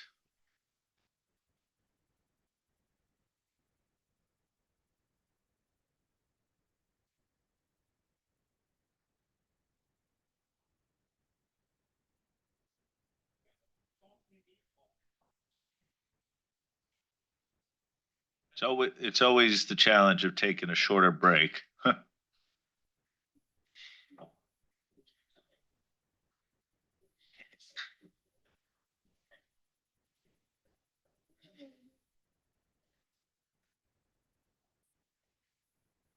Okay, Claire, I'm gonna turn the floor over to you to discuss some of our 5,000 implementation activities. Great, thank you so much, Tom. And it's really exciting to be here to talk to you about ISSA 5,000 adoption and implementation, because the standard's out there and starting to be applied. So during this session, Kazuko and I, so you see Kazuko's on the screen, she's in Japan at some horrendous time in the middle of the night. And the two of us will provide an outline of the plans that we have in place for ISSA 5,000 adoption and implementation. So first of all, Kazuko is going to cover our approach to adoption implementation, including the objectives, identified benefits for stakeholders, and the kind of messaging that we're planning to use, as well as what materials we've issued. And then I'll talk about how we plan to achieve those objectives that Kazuko outlines, including the stakeholders we want to reach, the mechanisms we plan to use to engage with them, and the resources we're developing to support that engagement. And finally, and most importantly, we want to hear from you about your feedback on these plans, and if there's things we're missing, more that we need to add, or things that you don't think we should be doing. So to allow plenty of time for that feedback, we intend to keep our presentation brief, and we'll do our best to achieve that. So we've got plenty of time to discuss with you. So I'll hand straight over to Kazuko to get us started. Thanks, Kazuko. Thank you, Claire. And hello, everyone. Let me start with a quick recap on ISSA 5000. The standard was unanimously approved at the September 2024 IAASB board meeting and certified by the PIOB in November 2024. And we launched the final publications along with a package of implementation materials in January 2025, just 2 months ago. The IAASB is committed to support adoption and implementation of ISSA 5000 and decided to monitor adoption and implementation of ISSA 5000 from the date the standard was issued. Next slide, please. Thank you. Before we dive into the details, please let me touch on our objectives when supporting and encouraging the adoption and implementation of ISSA 5000. For adoption, our objective is to encourage adoption of ISSA 5000 as a global baseline for sustainability assurance for both mandatory and voluntary assurance engagements on general purpose sustainability information reported. We believe widespread global adoption of ISSA 5000 will lead to consistent, comparable, and trustworthy sustainability assurance that enhances the confidence of users about entities' reported sustainability information and reduce the risk of fragmentation in standards and practice. For implementation, our objective is to support effective and consistent implementation of ISSA 5000 across different jurisdictions and practitioners globally. By supporting implementation, we contribute to the consistent performance of quality engagements, and we can early identify and address implementation issues and provide a basis for development of materials to support capacity building and education at the jurisdictional level. Next slide, please. Thank you. Consistent messaging is important for effective communication on adoption and implementation. These on the slide are examples of the kind of messaging we have been developing. Please note that we have been refining this messaging with feedback from leadership and communications. Thank you to Billy and Megan Hartman. We propose to share a one-pager of the agreed messages for ISSA 5000 adoption and implementation with you following the board meeting, so that you all have aligned core messaging when speaking with stakeholders around the world. Next slide, please. Thank you. During the consultation period of exposure draft of proposed ISSA 5000, outreach activities undertaken with our stakeholders revealed, amongst other key things, the demand for the development of non-authoritative guidance being available around the same time that the standard is finalized. The board agreed with stakeholders, and we developed non-authoritative guidance and related materials in parallel with the standard setting activities to develop ISSA 5000. We already have resources available at the ISSA 5000 focus page, which includes for detailed technical materials, implementation guide, and basis for conclusions. A fact sheet, including the joint IAASB IASB fact sheet, FAQ in the format of document and videos, are high level and helpful for those not needing technical detail, but wanting to understand what ISSA 5000 covers. With that, let me hand back to Claire. Thank you. Thanks, Kazuko. So next slide, please.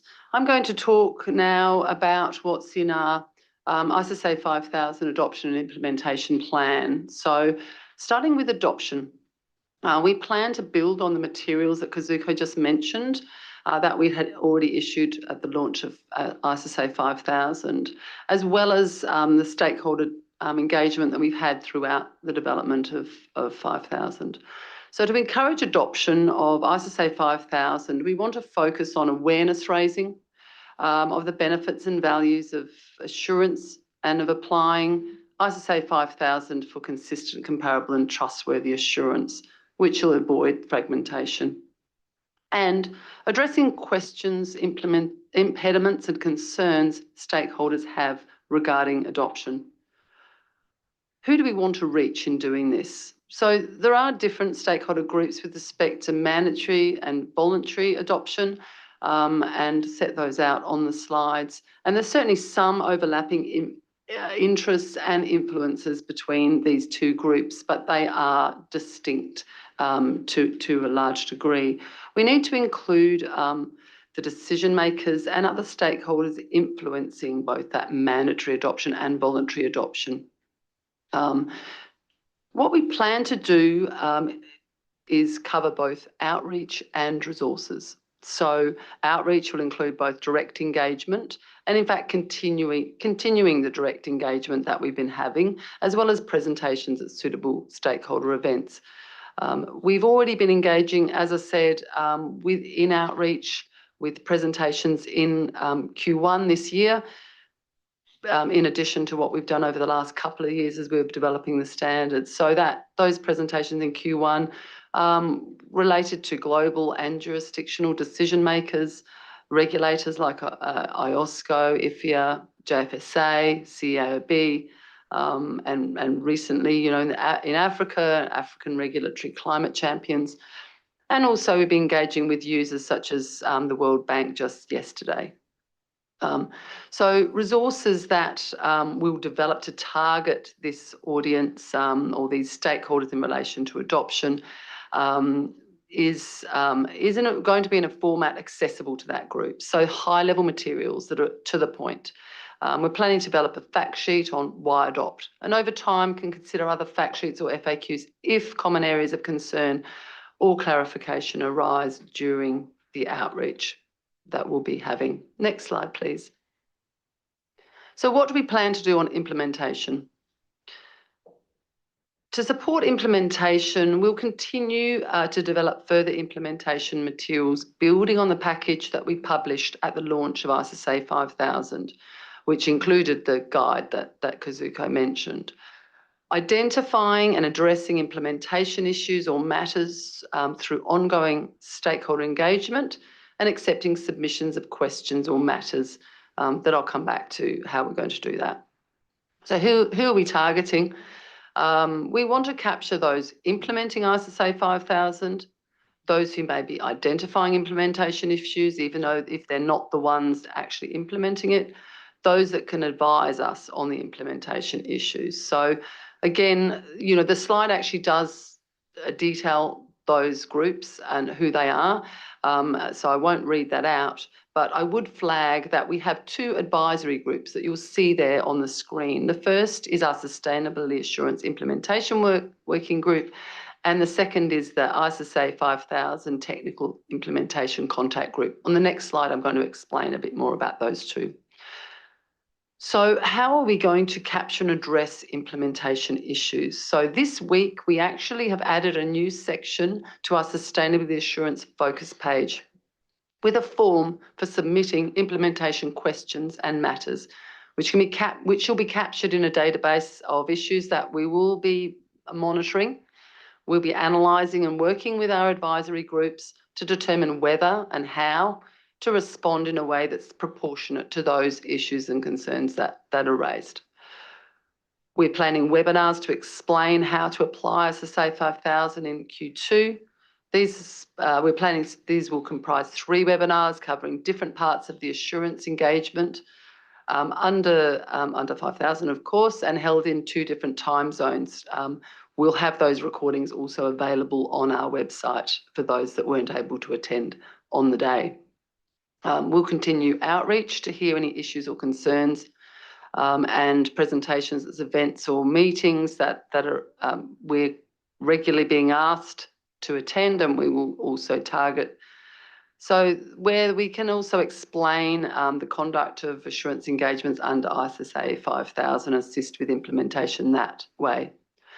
So what resources will we develop to support this implementation? So far, we've identified the following materials: illustrative assurance reports that we're developing in a collaboration with representatives of several or quite a few jurisdictional standard setters, joint FAQs with IAASB to show our aligned thinking on a number of issues that have arisen. And in due course, we will consider issuing quality management guidance, FAQs or fact sheets on or other materials to address implementation issues of global relevance. However, I caveat all of this that I've said on these 2 slides with, we don't want to overwhelm the market. We're not wanting to rattle off, and it may have sounded a little bit like a laundry list. That was not the intention. It's not intended to be a laundry list. We just want to support those areas where stakeholders are looking for clear direction. So we will be careful and proportionate. We won't just be bombarding. There is already a lot there with the standard and the guide, and we think that provides a really solid basis for adoption and implementation. So we're just going to be complementing that. So we need to be clever with what we produce of the time, what it is, and the timing of that. Next slide, please. So finally, before we open up for discussion, I just wanted to flag these 2 groups that we have, one in place and one we are putting in place. So the group on your left on the screen is the Sustainability Assurance Implementation Working Group. Now, you will see from the composition of that group that it comprises board members and a TA, and also I've listed the staff that are involved in that group as well. And we're seeking to meet monthly, roughly, and that group will be advising us and providing direction for staff on implementation issues that are arising, and how we should be responding to those, and those responses being proportionate, as I mentioned before, support or participate in activities and events. So a lot of our members of the implementation working group also help us with presentations and meetings. So they will also have a role in reviewing materials that we are developing before they go to publication. The second group on your right, the ISSA 5000 Technical Implementation Contact Group, is an external group. We're in the process of establishing that group. We've identified members and are identifying further members, which we intend to comprise around 12 practitioners, both professional accountants and other non-professional accountant practitioners. And we're working with the firms, both the accounting and non-accounting firms, to identify the appropriate members, and thanks to those of you that have been involved in that search. This group is to provide insights and feedback about the technical and practical implementation issues that they are experiencing. So that will be a really valuable source of implementation issues, in addition to that form that we're inviting anybody from around the world to submit implementation issues of global relevance. So that's it from Kazuko and I. So if we can go to the next slide, please. Opening up now for discussion. And so I just wanted to highlight that we're interested in hearing from you on your views on the approach to adoption implementation that we've outlined, the objectives, benefits, messaging that we're going to use, and the plans we have in place to achieve that, both the adoption implementation objectives through outreach, advisory groups, gathering feedback on issues and developing materials. So Tom, I'll hand back to you. Okay. Any reactions or observations?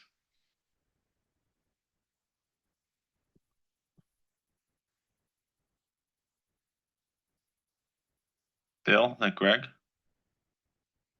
I think it's a very comprehensive plan, Claire. Congratulations to all involved. And just to add that I don't know where other countries are, I'd certainly be interested to hear, but in Australia we have had sustainability reporting or climate reporting and an assurance since 1 January 2025. So we are into it, and we are already contacting Claire and finding we're getting a lot of help. So that was just a positive note to add. Thank you. Greg? Thanks. Thanks, Claire. I think and Kazuko, I think it's a very good plan, good comprehensive plan, and obviously it's already in train. You're underway, so congratulations. I just want to focus on IAASB and the links, the coordination with IAASB. I see on that final slide, there's an IAASB observer in one of the groups there. But in terms of the issues that are bubbling up from the coalface, are there sort of issues of that are affecting both ethical stuff and assurance stuff? And if so, how are we dealing with that? Thanks, Greg. I'll respond right away to that, and thanks for the support in terms of the comprehensive plan that we put in place. So yes, we are actively coordinating with IAASB, and I didn't highlight that especially. So thanks for bringing that up.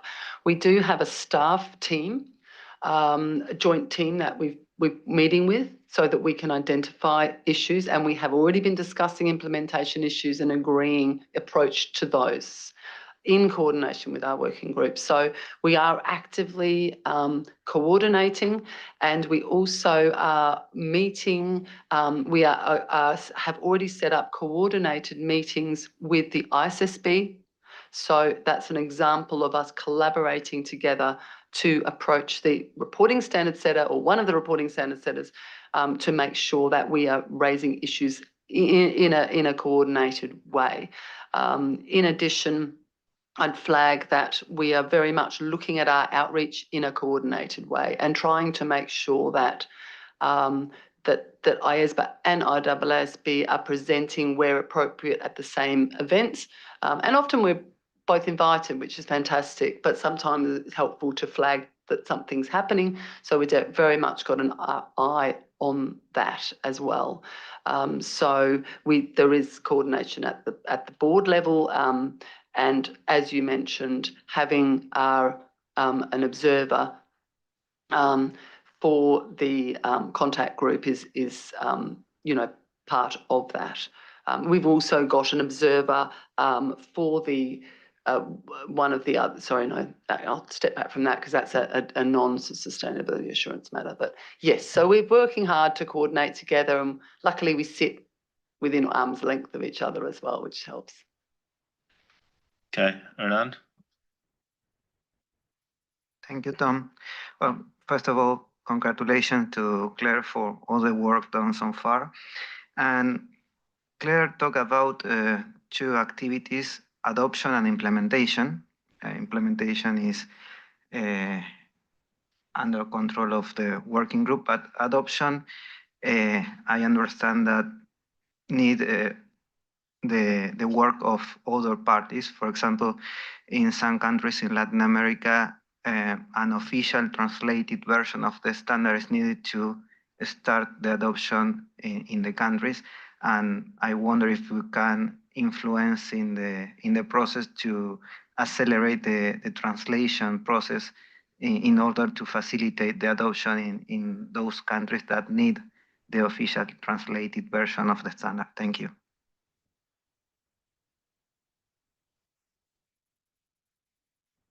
Yeah, thanks, Hernan. And we have heard that as well from other sources, that the impediment that creates for adoption and then implementation. So yes, look, it's a fair point, and yeah, IFAC are involved in that, and we can certainly look at whether there's ways. I know the leadership encourage them to move as quickly as they can on that. And the standard and guide are out there now, so there shouldn't be any impediments from that point of view. Yeah, so we'll bear in mind how we might help that, but I think those matters are underway. But yeah, please do keep in touch if you're seeing any particular impediments that we can assist with, because I recognise that is challenging. Okay. Anyone else? Kiko?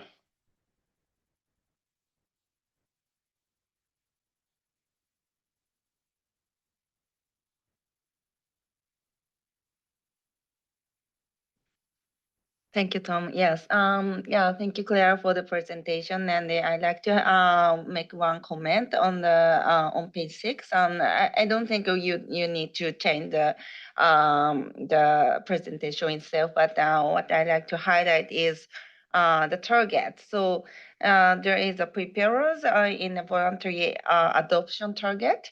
I think that's good.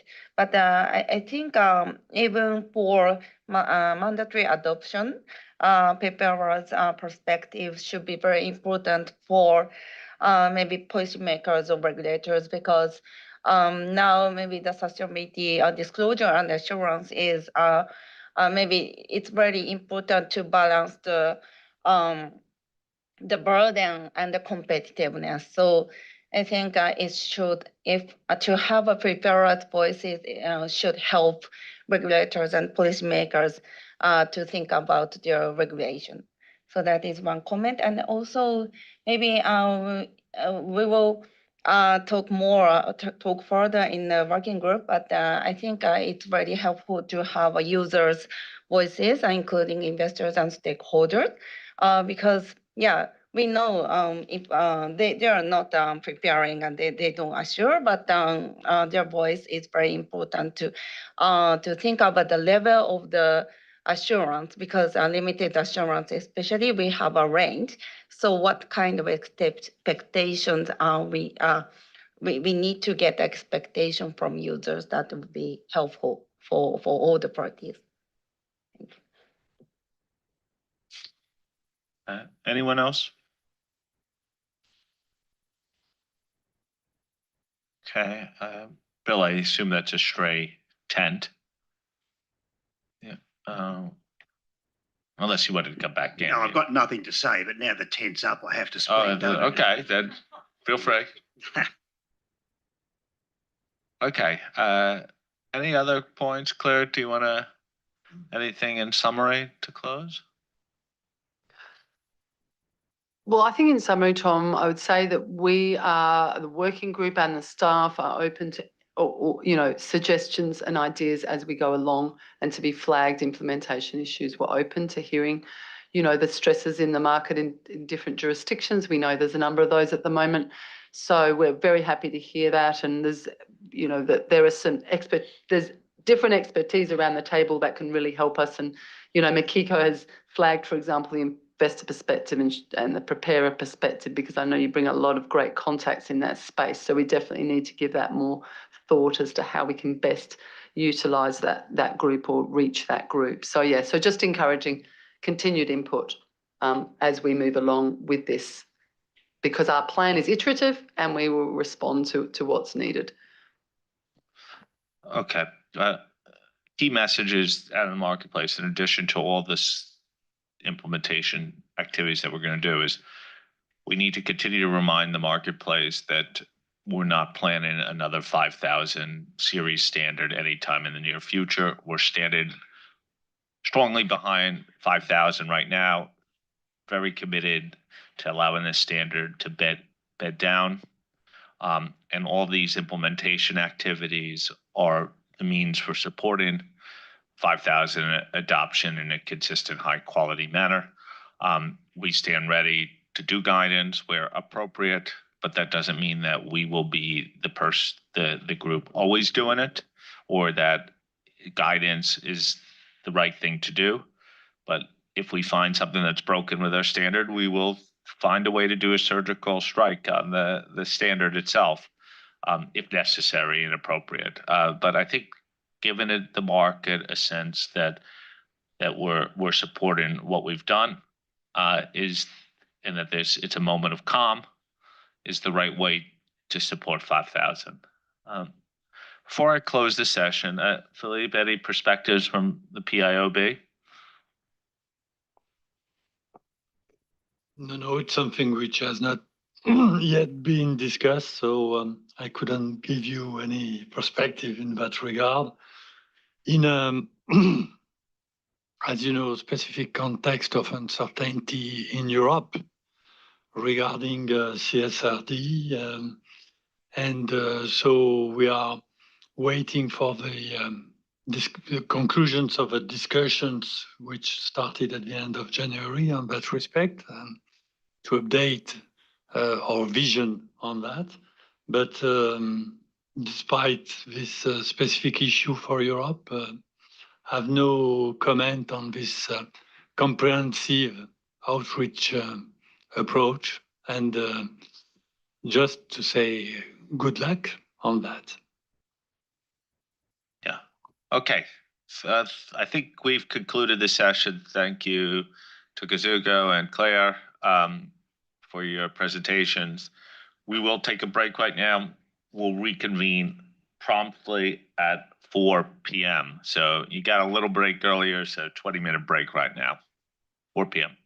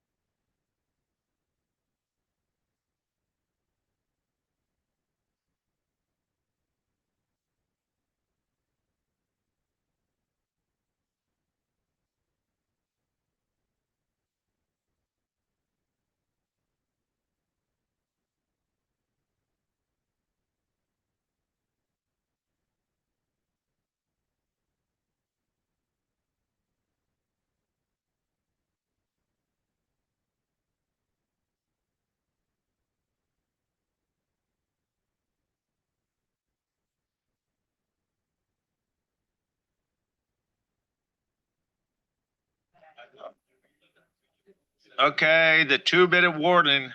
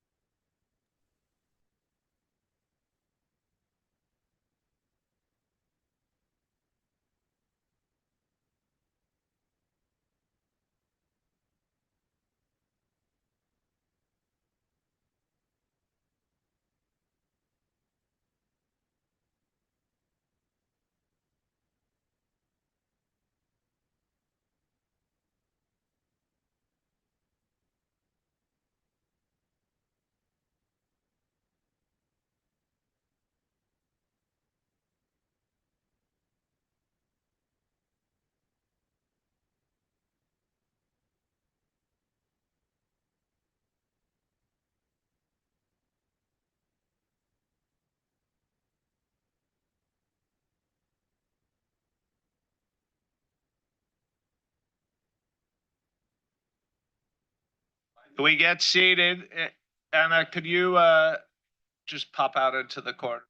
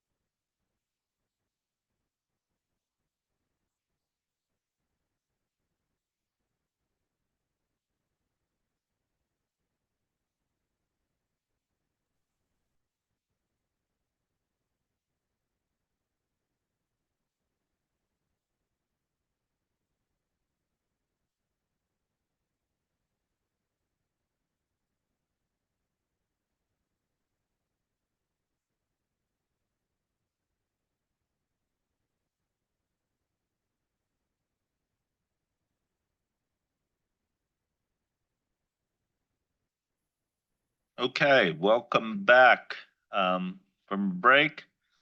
We're going to turn to experts, narrow scope amendments, as the title of agenda item 4 suggests. For those who are new, but for those who need a little reminder of the context and maybe slightly disappointed that we're not reopening 620 fully. Remember that the purpose of this discussion and this project is narrow scope because we need to do what changes in 620 to ensure interoperability with the IAASB code. There may be an opportunity in the future to open up 620 more fully, but that would require a much different project that's being proposed right now and would have to go on our back burner because we have other things from a priority standpoint that would be competing with it. So just a reminder of that context before we start. I see our team ready to go. Dan and Jamie, great to have you at the table. And Kazuko, great to have you back on screen. Good morning. And we'll begin. Dan, over to you. Very good. Thank you, Tom. And hello, everyone.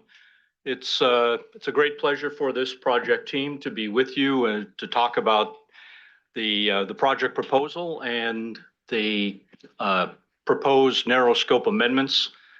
I do want to take this opportunity to thank the board for sending in your comments in advance. They were very helpful, and the project team has reviewed them, considered them, already have a few thoughts in terms of some tweaks and additions that can make based on those comments. So if we can go to the next slide, just to note the team, Tom already did, but it's in addition to me, Kazuko and Jamie.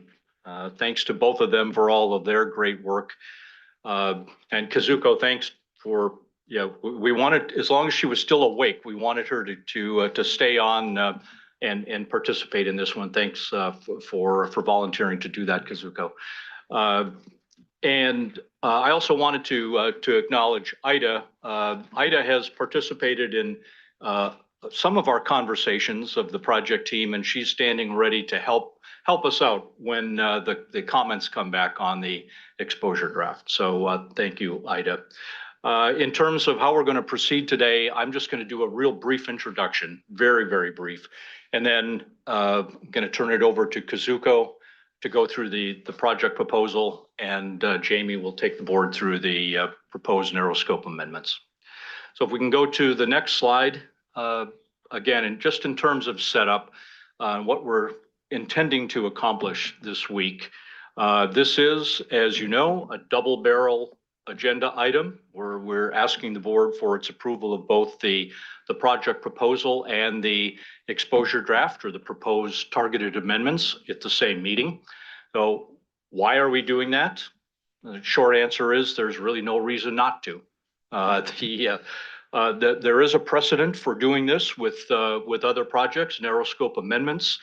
To be honest, the board already discussed and agreed the proposed purpose and scope of the project in December, also agreed to the relevant qualitative standard setting characteristics. So we already had the foundation for the project proposal coming out of the December meeting. All that was left was for the project team to go out and look at the standards and determine what narrow scope amendments might be proposed. The project team has done that.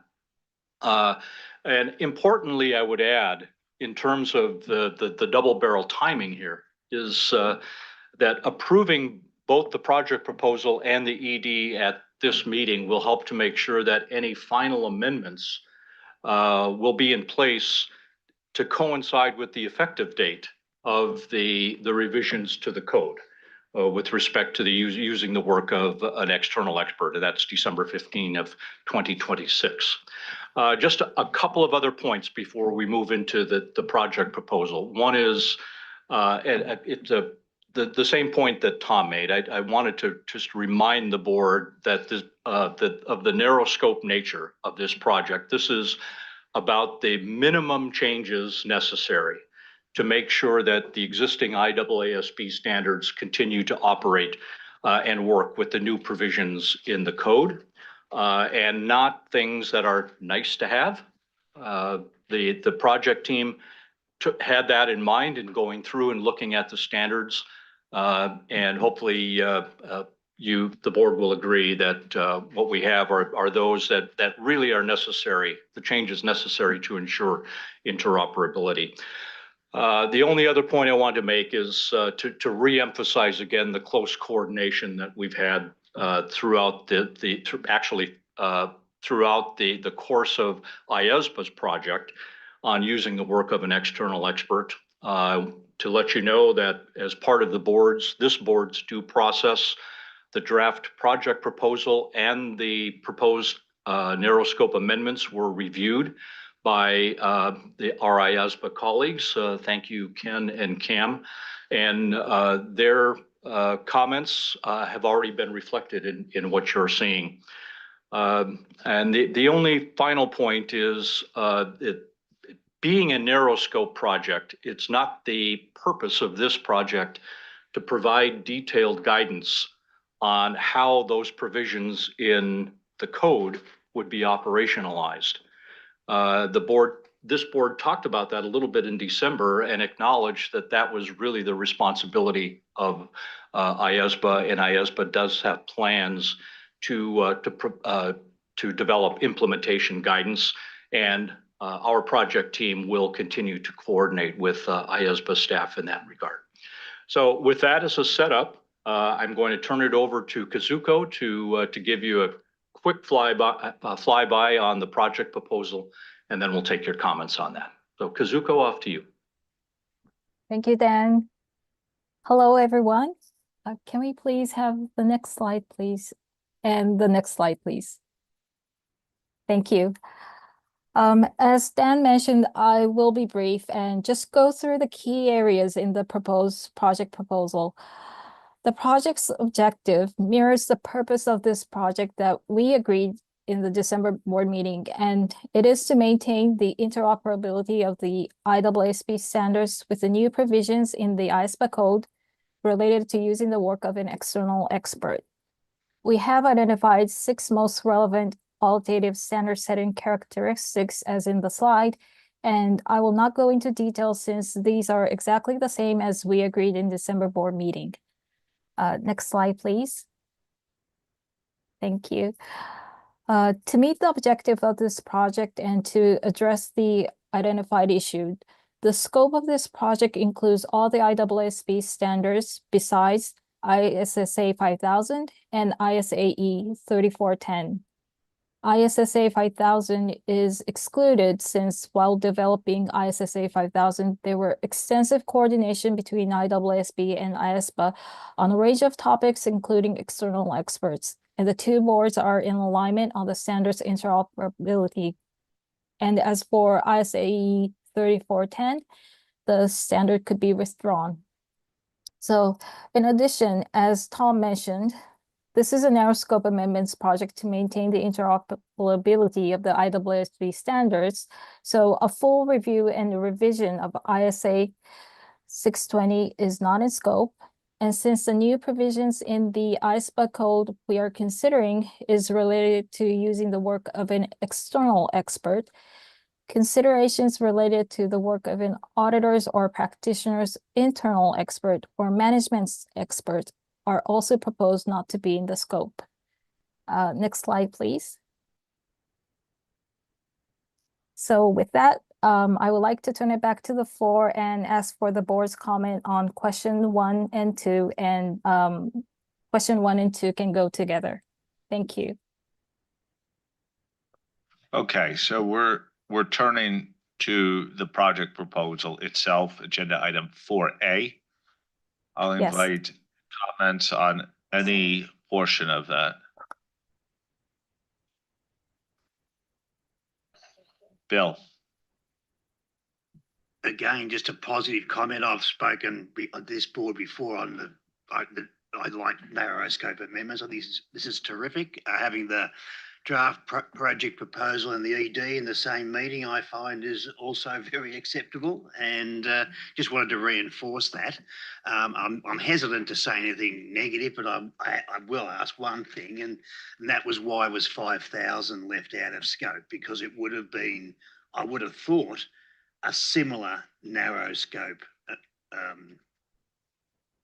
proposal, but I think I will refer you to my comments from the last session that we do not want to make changes in 5,000 when it's an active consideration and being adopted throughout the world in different forms. It would then subject it to be changed for those who are statutorily implementing it.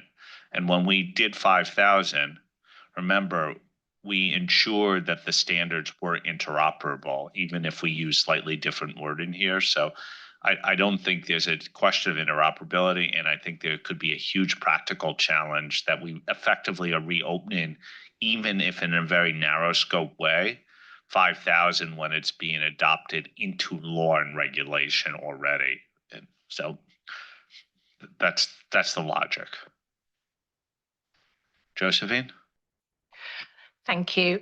So on that point, then I would suggest, if you don't mind, in paragraph 19 of the project proposal, where we talk about, as discussed at the session, I think we could just actually make that point, because I also am completely comfortable with not making amendments to 5,000. I think that's the right thing to do, but particularly as it is an active consideration to be adopted. But I think we might want to just spell that out potentially in the project proposal so it's clear. We don't get lots of comments back saying, what about 5,000? I don't understand. In terms of I only had one other really minor comment on the actual project proposal, which is in respect of the paragraph 16 table.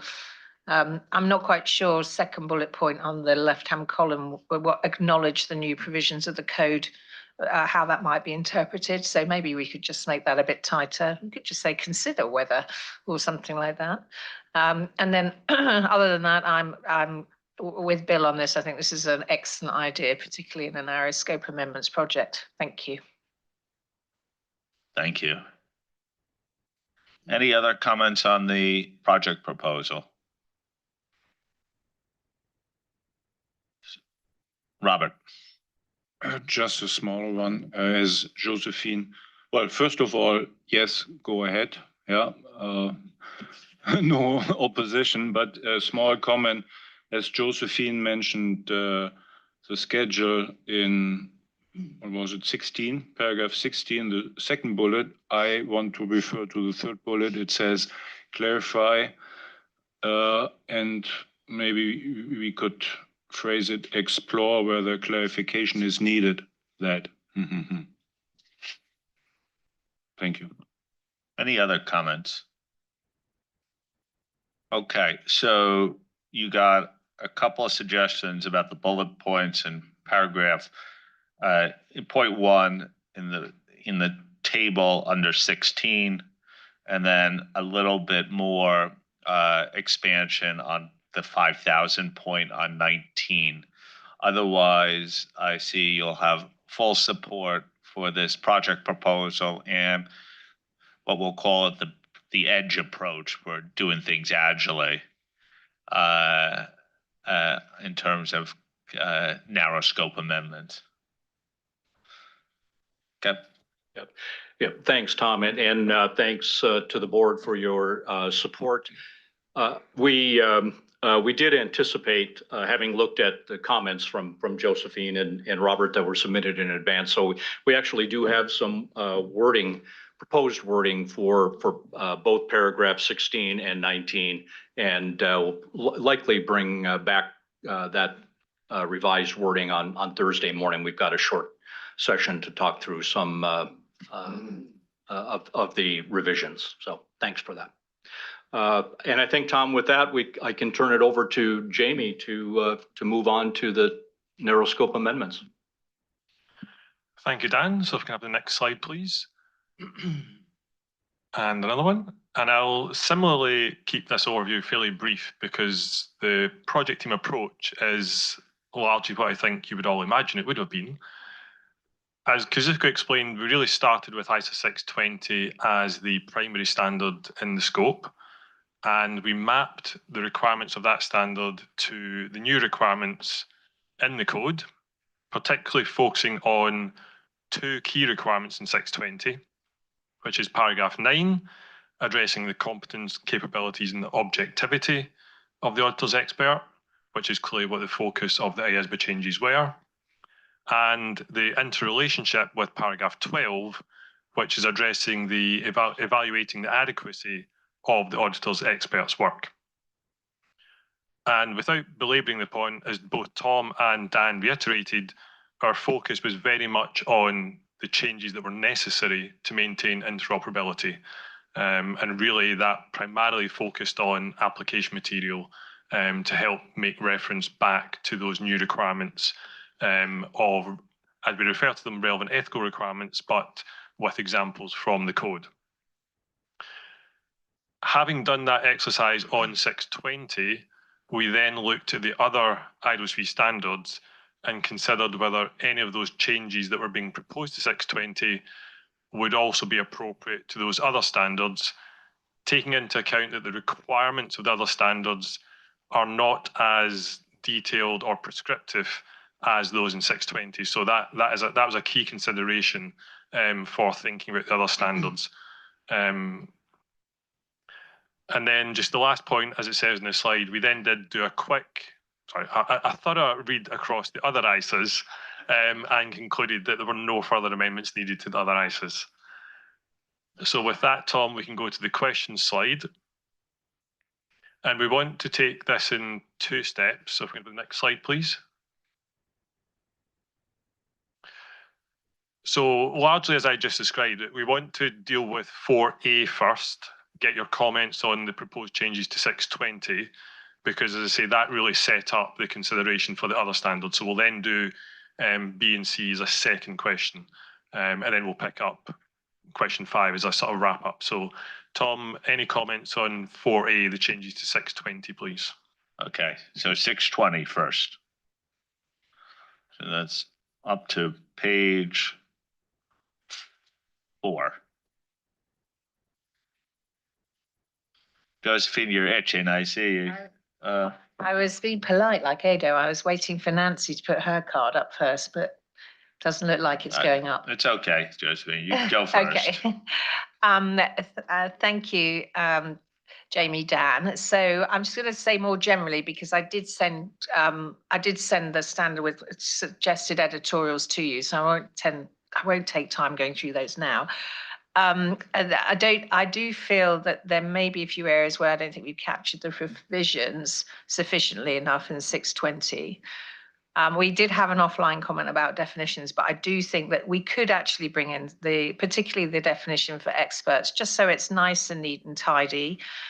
And for example, I do think we should extend our definition to include external expert provisions, or who is not included. So that is consistent with our internal definition, and then it's absolutely beautifully aligned with the IAASB code. And then the other thing was just more generally, I thought we could have more direct engagement with the code in terms of footnotes and wording, because that would be helpful, particularly given that they've actually given specific examples. And then the other thing that you are aware of is that I didn't agree that we don't need clarification to explain that there is no workaround in ISO 620 for circumstances in which the expert does not possess the necessary competencies, capabilities, and objectiveness. And I think that 620 can be read either way in this regard. And I know we were saying, but it's there, it's implicit. But today I did hear, if we're happy with it being implicit, why are we not happy with it being explicit? And I thought, I'll be able to use that later. So I made a note while it was being written down. Reason Dan is laughing. Because remember I said there was another circumstance where I thought that was true in this, and you've hit the nail on the head in what I've said in my pre-brief. So, yes. So I know there's a lot in there, but I did give you suggested wording on there, and I know I'm probably not going to get all of these a long way, but on the whole, standing back from it, I thought that we could probably do a little bit more without, going beyond narrow scope. Thank you. Nancy. Yeah, so it's just one observation, if I may. It comes across that in a couple of places that we're making the assumption that the IAASB code is applicable to whichever practitioner. So maybe they seemingly might be small tweaks, but maybe I'll just highlight them for the project team to take a look at it and see if it's clear enough. So my notes point me to paragraph 8F, which is a new subparagraph, which talks about provisions of relevant ethical requirements relating to using the work of an expert. So here, it's actually a little bit more than just the fact that we're talking about really that there would be relevant ethical requirements in every jurisdiction.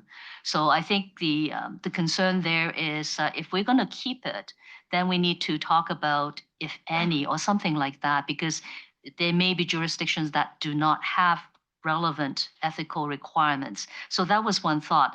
But the question that I actually have in looking at the construct again, prompted by my very capable TA, is that it doesn't seem to fit, because here we're talking about a response, right? We're talking about nature, timing, extent of procedures, and tying it to the concept of relevant ethical requirements doesn't seem to be at the right level.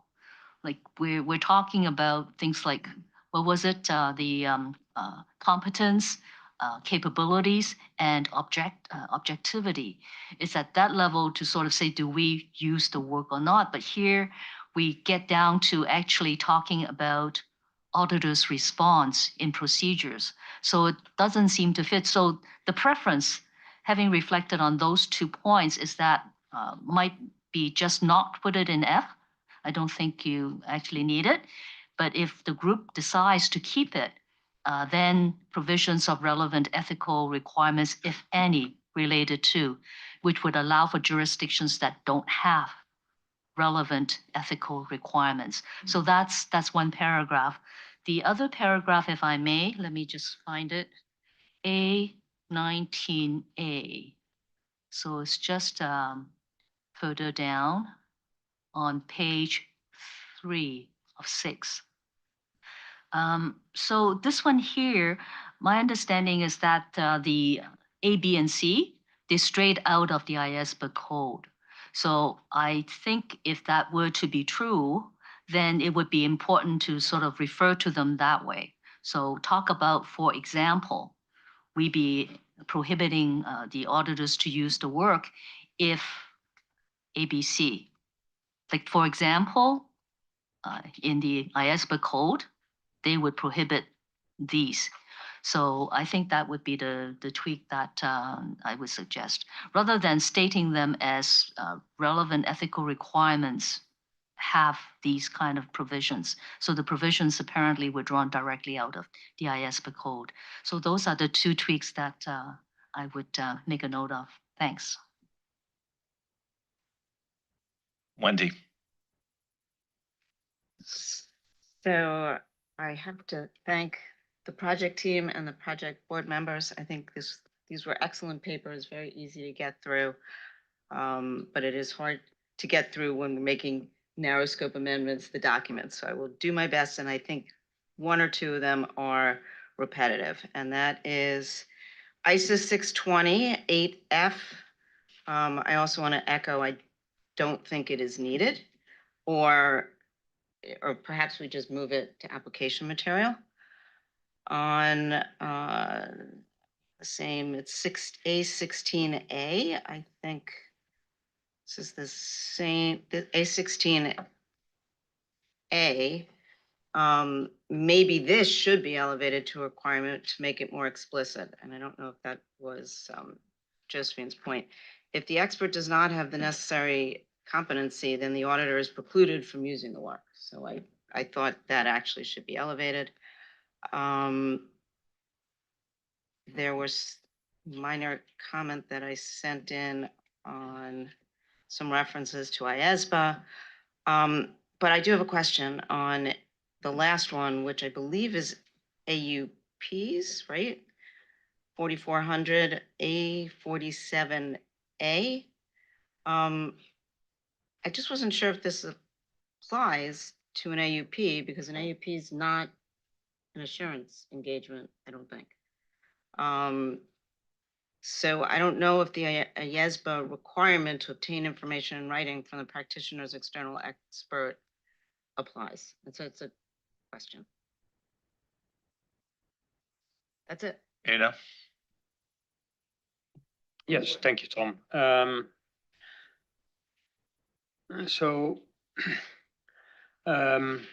Having looked at this, and I like it that we all do it in one meeting, be done with it. One could, having looked at all the changes that are actually being put through, you wonder whether we need anything at all.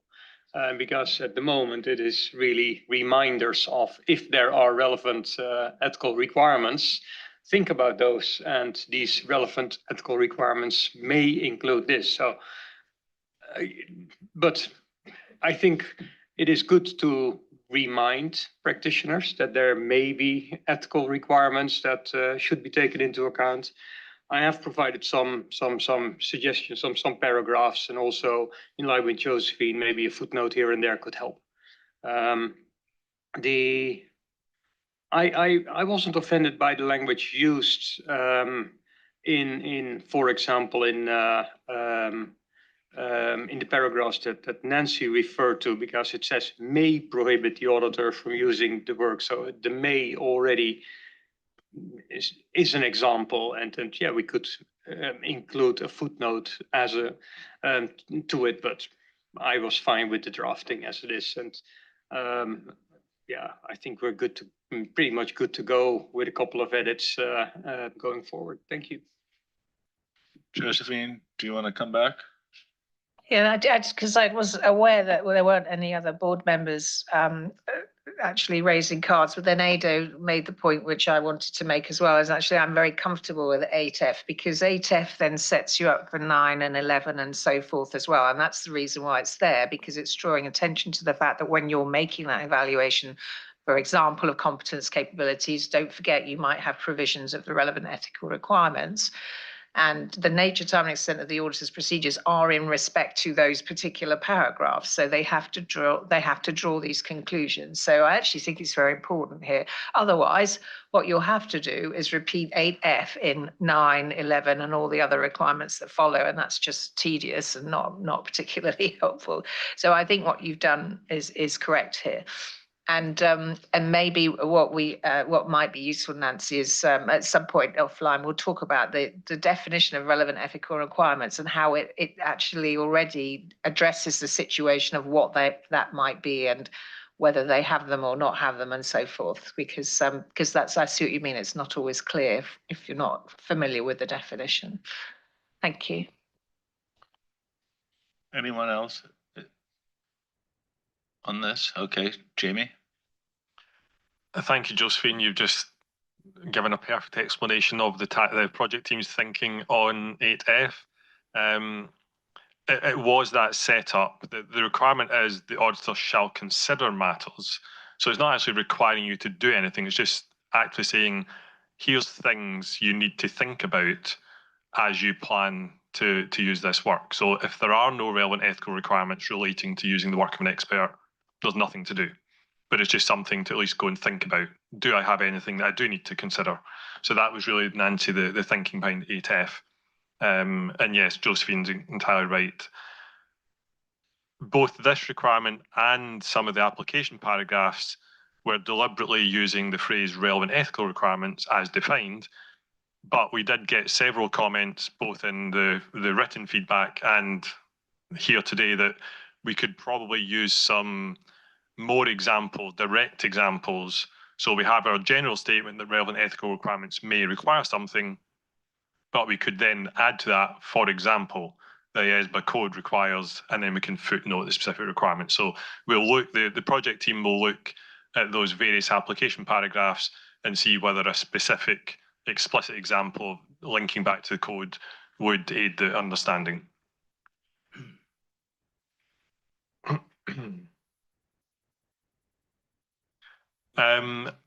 On the implicit, explicit, the project team has discussed that, and we'll have another discussion tomorrow morning about how that comes back. So we are looking at that one. We did not coordinate on that, trust me.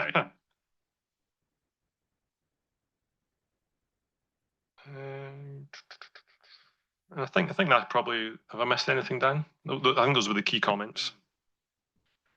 Yeah, I think that was it, Jamie. Maybe just to come back, Josephine, on the point on the definitions. The project team, it was explained in the issues paper. The project team reflected back on the fact that as a part of the ISSA 5000 finalization, the definitions were discussed, and it was agreed that no changes were needed because they were in alignment between the code. There's different wording, a little bit different wording to Tom's earlier point, but essentially from an interoperability standpoint, we thought that what was there certainly works, and that any changes would be nice to have at this point, and maybe could be deferred until a broader project on 620. So if the board agrees, the project team was of the view that no changes were needed to the definitions. Okay, and then maybe just Jamie, another word or a final word on this explicit presumption. The project team's initial view, which was stated in the board papers, was that nothing was needed. This was a carryover from the 5000 project, where it was discussed. It was first the notion or the issue question about the implicit presumption in 620 was first raised there, and it was at least agreed at the time that it's always been an implicit presumption in the IAASB standards in 620. And therefore, all that was needed was a bridge paragraph to draw attention to the fact that the provisions in the code may prohibit the use of the work of an expert if that expert does not have the necessary competence, capabilities, objectivity. So the starting point for the project team was nothing was needed. Now, having seen some of the written comments and listening to the discussion today, we do have a couple of options that we will show the board on Thursday. One is it's an application material paragraph only option. And it would be, I won't go into the details now, but it's intended to kind of acknowledge the fact that this implicit presumption is there and ties together paragraph 9, the evaluation of CCO and the evaluation of the adequacy of the work, because 620 is very clear that the evaluation of CCO is a significant factor that affects the adequacy of the work of that expert. So that's one option. The other option is to have a very explicit requirement in 620. It probably would be a paragraph 9A that would specifically state that the auditor cannot use the work of an expert if it was determined that that expert does not have the necessary CCO.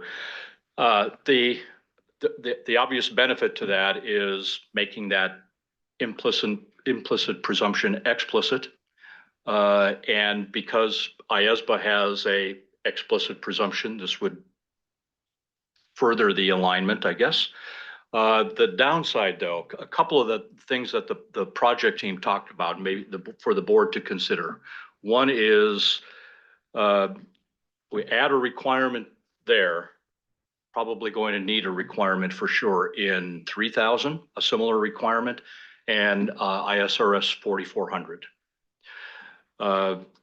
And the other thing the project team talked about is if we now make that presumption explicit in 620, is there going to be a call for additional implementation or application material to say, well, now I really need further guidance on how to determine that whether this expert has the necessary CCO for my purposes. I don't know whether stakeholders would have that view, but that is something that the project team talked about. So at any rate, we'll bring those two options back for the board. You can have a look at the wording and then decide which way to go. I have to consider that last comment. It's a requirement anyway. That they would, the determination. What the project team talked about, Tom, was there is application material there that talks generally about how you evaluate competence, capabilities, objectivity. But once you put an explicit requirement out there that says you can't use that work, is what's there going to be viewed as enough? Maybe the answer is yes. Don't know, but it was just something that crossed the minds of the project team.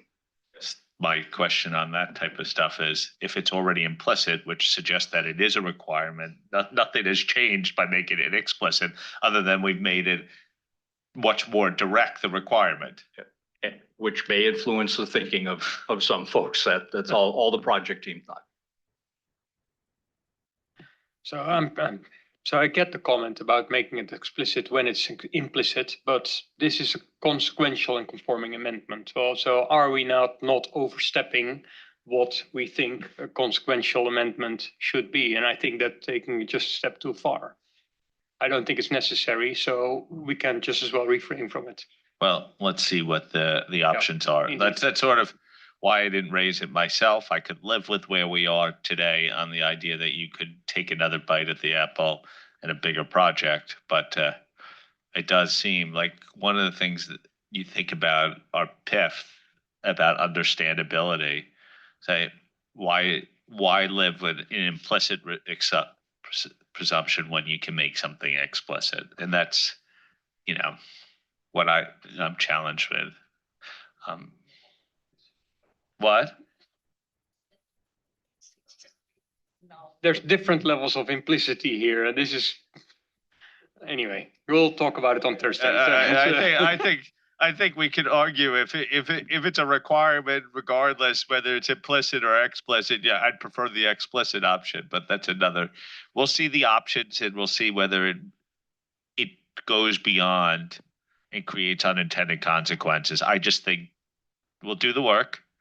We'll come back on Thursday on this point, and we'll see how we go.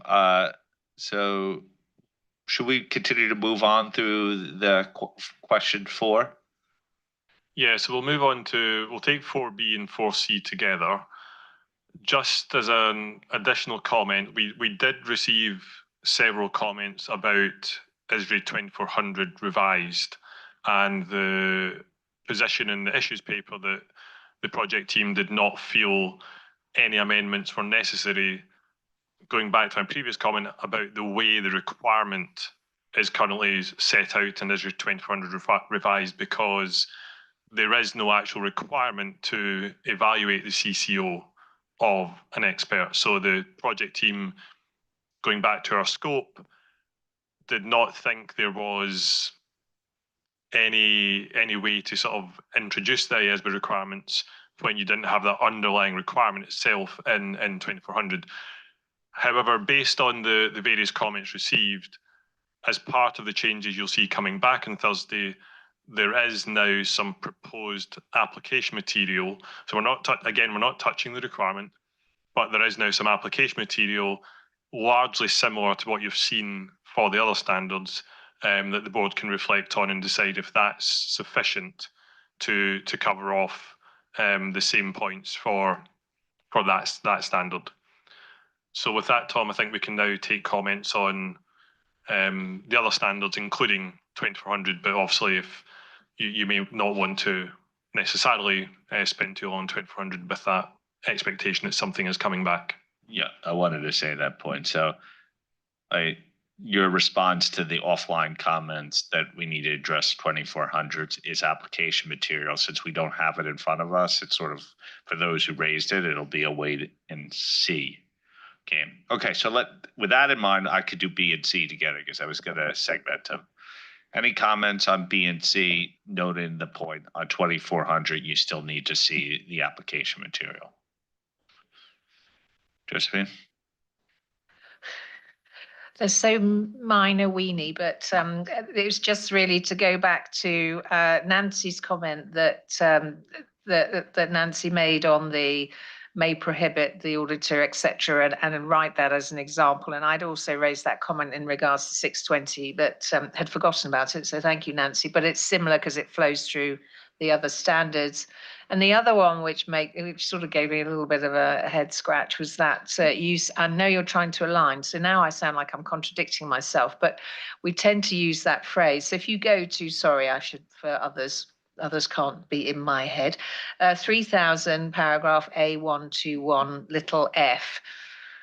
We talk about relating to the use of work of an expert in the performance of a professional service, including assurance engagement. And I know where you've lifted it from, but we tend to only use that language in respect to definition of a partner, I think. So I thought that you probably don't need that, because then, I mean, we do have it, but then we'd have to say, well, what is it related to? So I thought maybe you could probably strike that. But I'm not going to die in a ditch over that one. Thank you. Any other comments? Okay. Well, Semi. Thank you, Dan, and the team for the work done. And let me start by saying that the work of the expert sometimes have real significant influence on the quality of the audit these days, which place more responsibility on the expert side, and which requires some means to make sure that these responsibilities are being fulfilled. So with regard to the evaluation of the CCO, I agree with you. Majority of the ideas is already there in ISA 620.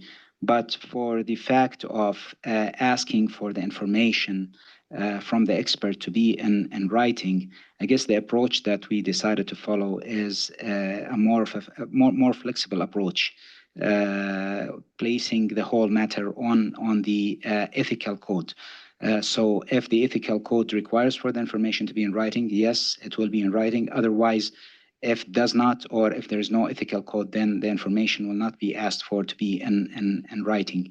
And for me, from the issue paper, it was not very clear, like why we are not taking a clear stand on that and just do the same thing that IAASB done and asking for the information to be submitted in writing from the expert.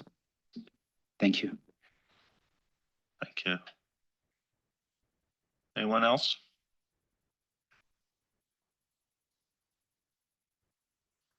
Thanks, Tom. Josephine, yes, the point around examples will apply to all the standards. We'll look at all of those impacted paragraphs. And yes, we saw the comment on A1 2020 and we think that can be simplified. Sammy, I think the point's well made. I think from a project team perspective, we think that would be outside of our scope because all we are trying to do is make changes that correspond to what the code requires. Maybe going back to Tom's introductory point, 620 will come up for revision at some point in the future when the question that you just raised could be fully debated by the board alongside any other changes to 620. So at this time, we've just done the minimal changes to address interoperability.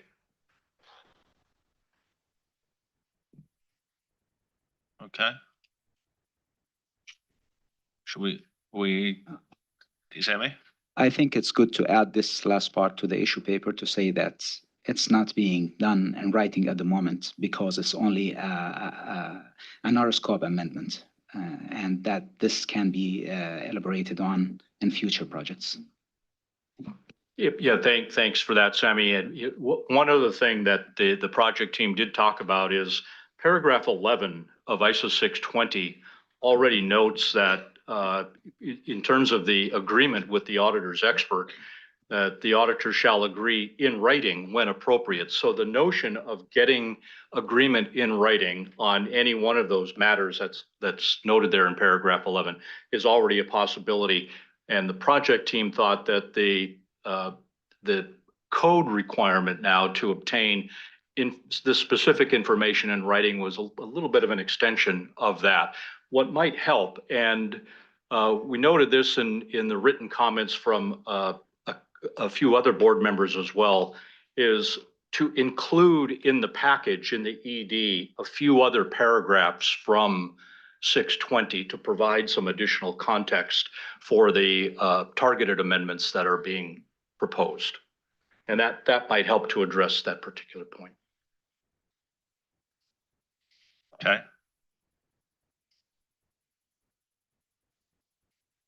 Should we move on to question 5, I guess, that is in terms of it's like a broader due process question, whether there are other matters that this project team should consider as it finalizes the proposed narrow scope amendment.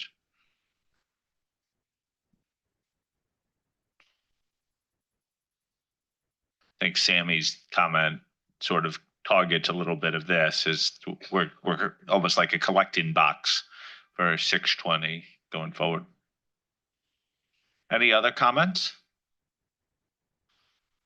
Okay, Dan and Jamie and Kazuko, back to you to wrap.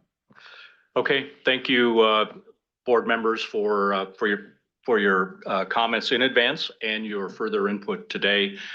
Project team, as noted, will take these away. We already have some suggested wording that we will then further refine and have something ready for the board to have a look at on Thursday morning.